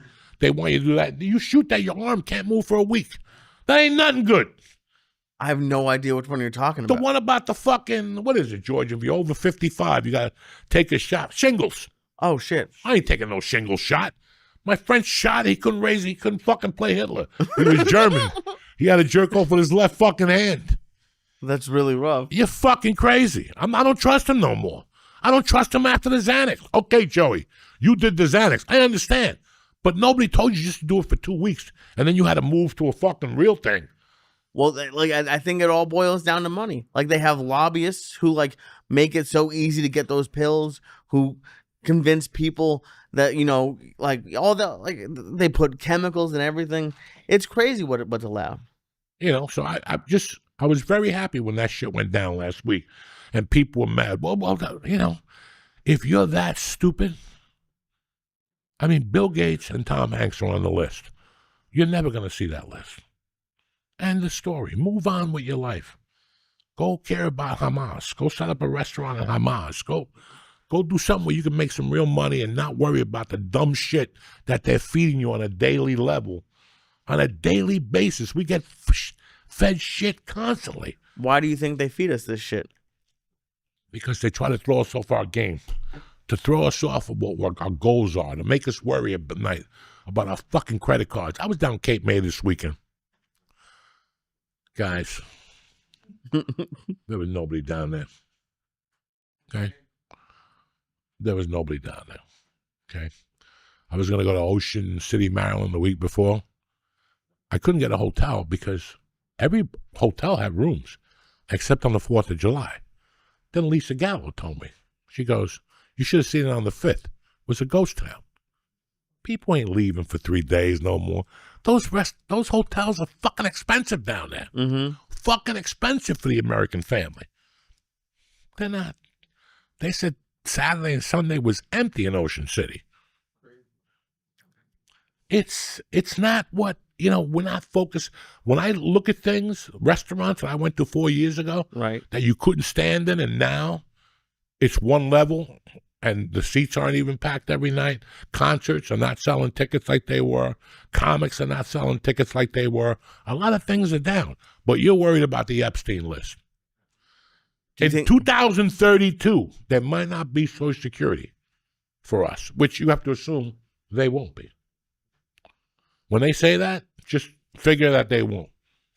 They won't. I'm going to cash out when I'm 65 because I was not going to even retire. But now, since they have no money, I might as well cash out when I'm 65 and make them pay my daughter for 3 years. Then they could end it in fucking, in whatever, 4 years later, whatever. At least I get my daughter 3 years at $2,000 a month or whatever the fuck that is. But this is what you should be thinking about, your health, your life, your family, not. Right now, we're living in a fucking, people are pissed, people are confused. It's a horrible political climate. It's horrible, guys. And, we could keep smiling and jumping up and down. I don't know what you're fucking jumping up and down about. And I'm a positive guy, but I see what I fucking see. And I look at all that shit. When I walk in a restaurant, I go, it's a Thursday night. This motherfucker used to be packed on Thursdays. You got 3 waiters in here on a Thursday night. There used to be 10 of them on a Thursday night. And do you I know you're do you think part of the reason stuff is down is because too many people are focused on shit? Do you think No, brother. The pandemic, people started using cards. And the 4-year window ended. The 3-year window ended. Declines on credit cards are higher than ever in restaurants right now. fuck. More people get declined every night than ever fucking before. That tells you the credit card system is almost fucking overrun too. There's so many things that you could be worrying about. Your kids, where they're going to do this. What am I going to do if they cancel Social Security at 62, at 1932, whatever, 2032. That's 8 years from now. That makes me 70. Can you imagine being 70 years old in this country and getting thrown out into the street? Half of all these old people getting thrown out into the street anyway. They don't have a way to live. You go into these old folks' homes, you got to give them your fucking house, your pension. You got to give them everything. It's a fucking, it's unreal what we focus on. And I've told people for years, I know you love your president and all this shit. I've never loved any fucking president. You know why? Because I've always had to get up to work every morning. I want the president that says, no more work. That's who you'll vote for? Take a career. I want to be a bartender. All right, go down to the Hudson River. There's a bar over there for you. Something, 20 hours a week. But you know what I'm saying. That's right now, we're killing ourselves to live. And you're worried about who's on the fucking list? We got a fucking war going on that who knows when it's going to fucking end, or it's a ceasefire. Bro, any of those motherfuckers can start unloading any fucking day again. It's the Jews. You know them. Yeah, of course. They got a bad wind up their ass. Ah, Kaboom. kaboom.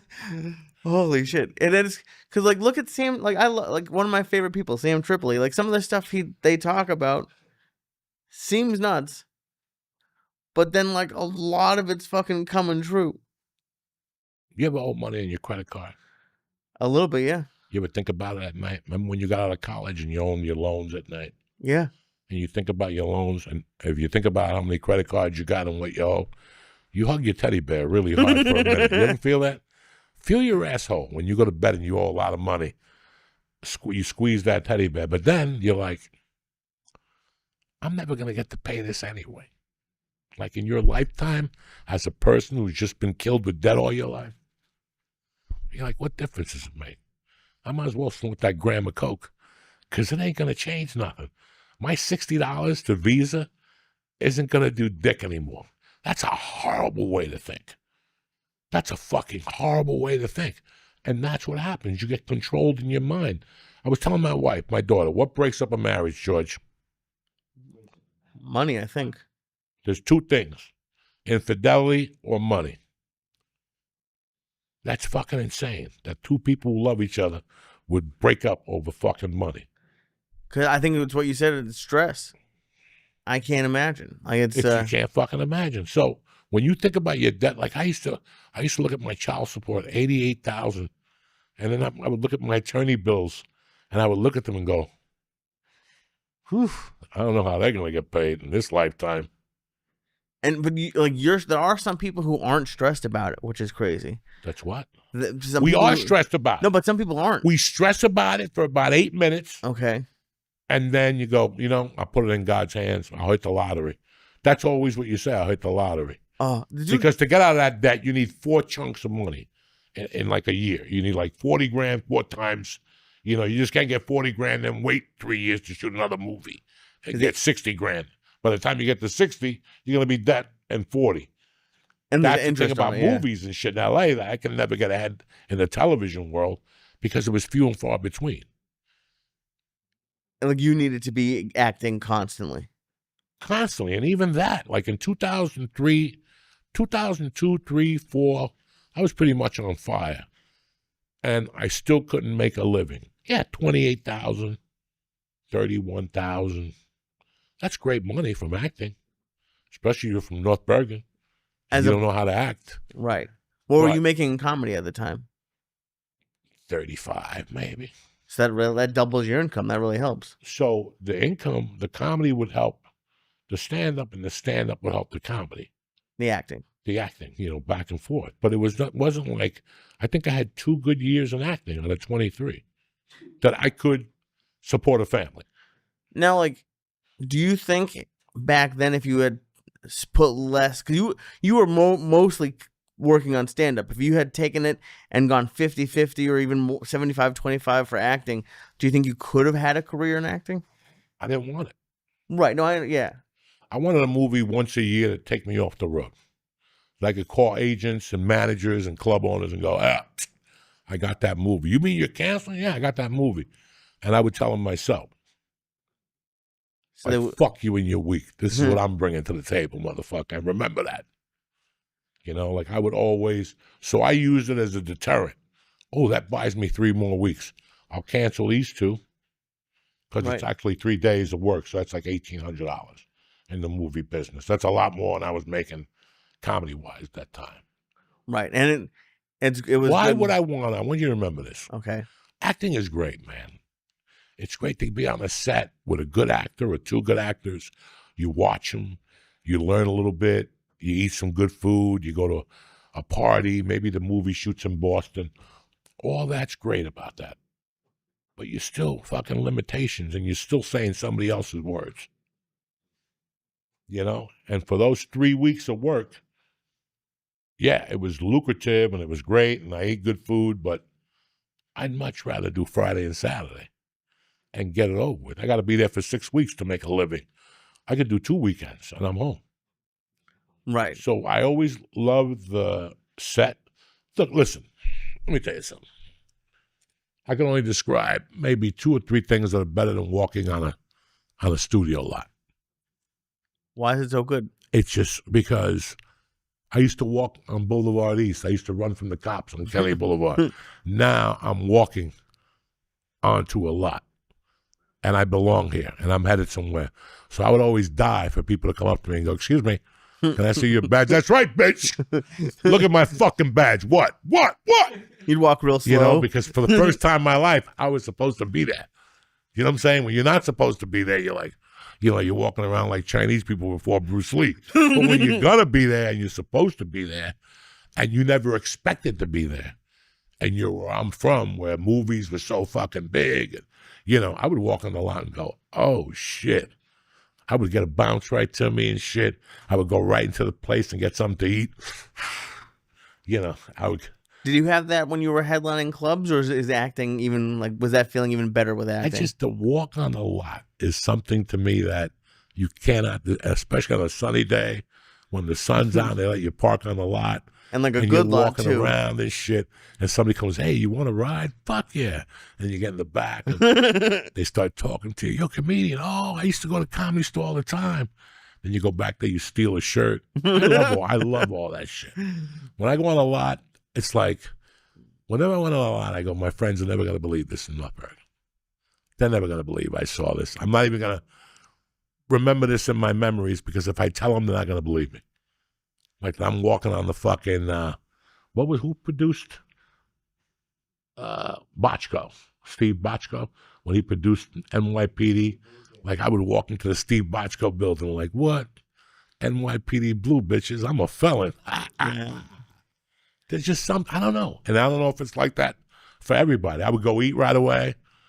I would go on the fucking lot and eat, and maybe go to the commissary, because the food is cheap in the commissary. So you go in there and get like a milkshake for $2 or something like that. And you even now, because you've done a bunch of movies and TV on lots, and you still get that excited when you walk on? Oh yeah, it's just something about that. Listen, I know what day it's gonna be. It's gotta be perfect. Like, I'm gonna be in and out of there quick. Okay, there's gonna be good food. Like, people always send me to do these movies. I could tell by the script if I'm gonna be eating cheeseburgers or I'm gonna be eating steak. Mm-hmm. Just by the way the movie was written. The script, I could tell. So I want to, it's like I told my agent 2 months ago. I go, "Listen, man, I love working, but with the podcast and my daughter, I just don't want to do anything that might not work. If I get up to work, I want people to see that movie. I don't want to do it for the money and then nobody sees it. In fact, I got a movie coming out Friday, bitch. Oh, yeah? Guns Up. Where can they watch it? I have no fucking idea. Okay. It's not going to get a theatrical release because the fucking Fantastic Four is coming out this week. So I don't see the Fantastic Four. Kevin James. Yeah, me, Kevin James. Oh, it's a new Kevin James movie? Kevin James. Oh, fucking, shit. Louis Guzman. Oh, shit. Christina Ricci.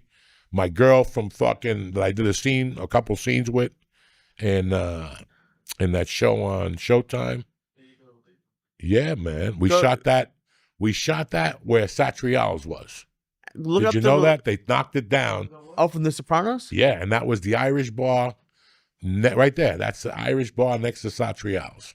Well, look up the release date. It was just some Irish Oh, bar. it comes out Friday. Look, go to Fandango, Nick, please, and see. Yeah, I got a movie coming out Friday. If it comes out in bitches. theaters, that would be fucking cool. I don't think it's coming out on theaters. I think it's just going to stream. I don't know if it's Netflix. I don't know nothing. This movie got shot by a bunch of good Irish people. I had 12 days on it. We shot in Kearney, New Jersey. Right there. See who's in this movie. Pull it back. Kevin James, Christina Ricci. Louis Guzman. But go Timothy from there's a lot of good guys in here. Timothy Murphy's a good dude from Sons of Anarchy. The dude who played in the basketball movie we liked. The guy that played Kareem. The big tall guy, he's in this. I mean, I had a great time shooting it, and I like this type of shit. That's so cool. Yeah, I like this. This always, it takes you away for fucking 2 or 3 weeks. I did this for a whole month. When did you do this? This shot the last month before the strike. Wasn't the strike this year? Mm-hmm. Do you not tell? I knew you, but I don't remember you being away for that long. I shot it. It was in fucking Kearney, New Jersey. It was 30 minutes from my house. So I know you were. I know you were. Just, Yeah, it was July of 2023 because that fucking show came out, and my daughter wanted to meet Louis Guzman, that fucking Addams Family, the Addams Family. Okay. Am I on that list? No. I'm on the IMDb, and if you look at Here you are. yeah, There he is. who the fuck you think you're dealing with? What was my character's name? Charlie Brooks. Charlie Brooks. You're the top cast. You're number 4. I don't fuck around, dog. They can't be fucking with the Cuban. You know that, but that chick is in it. No, there's Christina a woman Ricci? that's Oh. yes, Melissa Leo. Oh, you love her. I love her. She's the real deal. Huh? Yeah, yeah. So no, I wish she was referring to me. I know. Okay. Yeah, they're gonna release it in fucking the Ching Ching movies over at fucking Harlem and 118th Street. Oh, I'd love to go see it there. No, it's gonna be this movie. What's getting released Friday? Look at the heat that's getting released. Yeah. It's the biggest weekend of the fucking year. I heard Superman's pretty good. Okay. Why don't you go eat it after you go to the sushi place? First of all, that sushi place was really good. Good. Second of all, I haven't seen Superman. But what else is coming out this What week? else is coming out this week in theaters? You have a bunch of shit. The Smurfs. I know what he did last time. Oh, wow. That's like a 30-year-old remake. Guns Up is coming out. So we'll find it. Life After. Well, what's the big one you thought was coming out? You said was coming out? Oh, Fantastic Four's coming out. But even that, if I was gonna go see a movie, Fantastic Four is like a remake of a remake. Yeah, I like Kevin. I like. you look maybe like it's him. just You were me, the but I body- love You were Kevin the James. body double in this movie. I know, You didn't know that shit. dude. Did I tell the story on here about the people who thought? Okay, yeah. People say I'm Kevin James constantly, but he that's like I haven't told you this on here. Like I'm going to see Sandler told in me. Albany in September. You told And me. it's like Kevin James is like on that level with Sandler for me. Like maybe a little bit not as high as Sandler, but like Kevin James, like that Comedy Central special where he talks about peeling an orange. Do that. Like I would go see this instead of like a Fantastic Four any day. Okay, well, I'm happy, brother. I hope everybody feels like you. That's all I hope. Yeah, hopefully it's a good, I had a good time on that movie. I learned a few things. The director was very nice. The whole cast was Irish, so they were on me all day long about fucking, told me about Cuba. Really? They were like Cuba? good people. Yeah, they were very sweet people. They bought the book. I was signing books on there because all the Irish guys wanted to take the book back to Ireland with them. It was very nice. So if you get a chance to see Guns Up, go do your thing. What do you got this weekend, Tarzan? There's today. This comes out. I'm at the Luxor Lounge, and the rest of the week I'm around New York, and other places coming up. I have mouth surgery on Thursday at 10 a.m., so I will be out of comedy for about 2 weeks. But when we come back coming back the week of July 27th, and we're going to start booking some local shows, and then Philadelphia sold out, and then we're getting ready for Florida. That's gonna be great. September 6th. My man's already looking at private planes for I us know. and shit. We're We're gonna have to you're gonna have to break into the computer system and rob one first. We have to just take off from Teterboro and get down there. So if anybody has a plane service out of Teterboro, I got 6 guys that need to fly from Teterboro September 5th early in the morning to get to Fort Lauderdale about lunchtime. We could take a nap, smoke some dope, go swimming. Then we don't have to do nothing Friday night. Just relax. You can hook up a milkshake. You can do whatever you want. Jesus Christ. Tell her you're playing the Hard Rock. You have tickets for her and a limo to pick her up. You know what I'm saying? We know people down there. And then we'll be back. What's that? The movie's on Netflix. Which one? Guns Up. Oh, it's on Netflix? And Amazon Prime. Oh, shit. There you go, cocksuckers. So watch it. Well, nobody's going to watch it because, again, fucking Sandler's coming out next week with, yeah, I'm going to that screen. I'm going to the screening with my Oh, daughter. Gilmore too. Happy Gilmore too. Yeah, I got it. She's excited. Oh, They that's sent so me the cool. link today. I got to fill it out, see if we can go. But I'm gonna take her. She likes all that stuff. Oh, yeah, She that'll keeps be asking like- me, what kind of my outfit am I gonna wear? Hey, look. Let me tell you something about your fucking outfit. It's a casting crew. It's not a premiere. There's Beyonce's not gonna be there. There's no picture taken. She's not going to make you wear a tux or a suit. No. I'm going with sweats. I want to be comfortable. It's a premiere. I don't want to be with a suit all. Not about me. I don't give a fuck. I'm not in the movie. I'm just a spectator. I don't have to dress up for anything. Okay. I'm just a spectator. Even if Mercy wanted to dress up and was like, Dad, I don't give a fuck. She's 12. I'm the Captain Kirk of the fucking Enterprise. I don't give a fuck what she wants to do. It's going to be July 24th. It's going to be fucking hot. Humid. I'm not going to wear a suit and get in the car and your ass sweat for 2 hours. I have ass rashes, like on my cheeks, and I asked my wife, why do I get these rashes? She goes, because you have leather seats in your car and your ass sweats on those long drives. Because I don't do anything. It's not like I usually get a rash when I don't dry myself. Like if I just put underwear on and I don't dry my ass cheeks, I'm scratching for 2 fucking days like a cat. But if I dry everything, then I don't scratch. Right. But for some reason, I've been scratching again at night. And I asked her, what's going on? And she goes, you have those leather seats. It's been hot lately, so. Why does your wife know about, how would she know what's going on with your 25 years. They look at you. They know that you got heat rashes, carrot rashes. You got a rash from bad pussy. You know, you got a rash from a lot of things, so. These things were a lot. So what do you think of these edibles? You like them? All right, we'll Approved. have to get some. We'll have to get some on the podcast then. Fantastic. They're called Dracula. Yeah, they Sour fucking, cherry.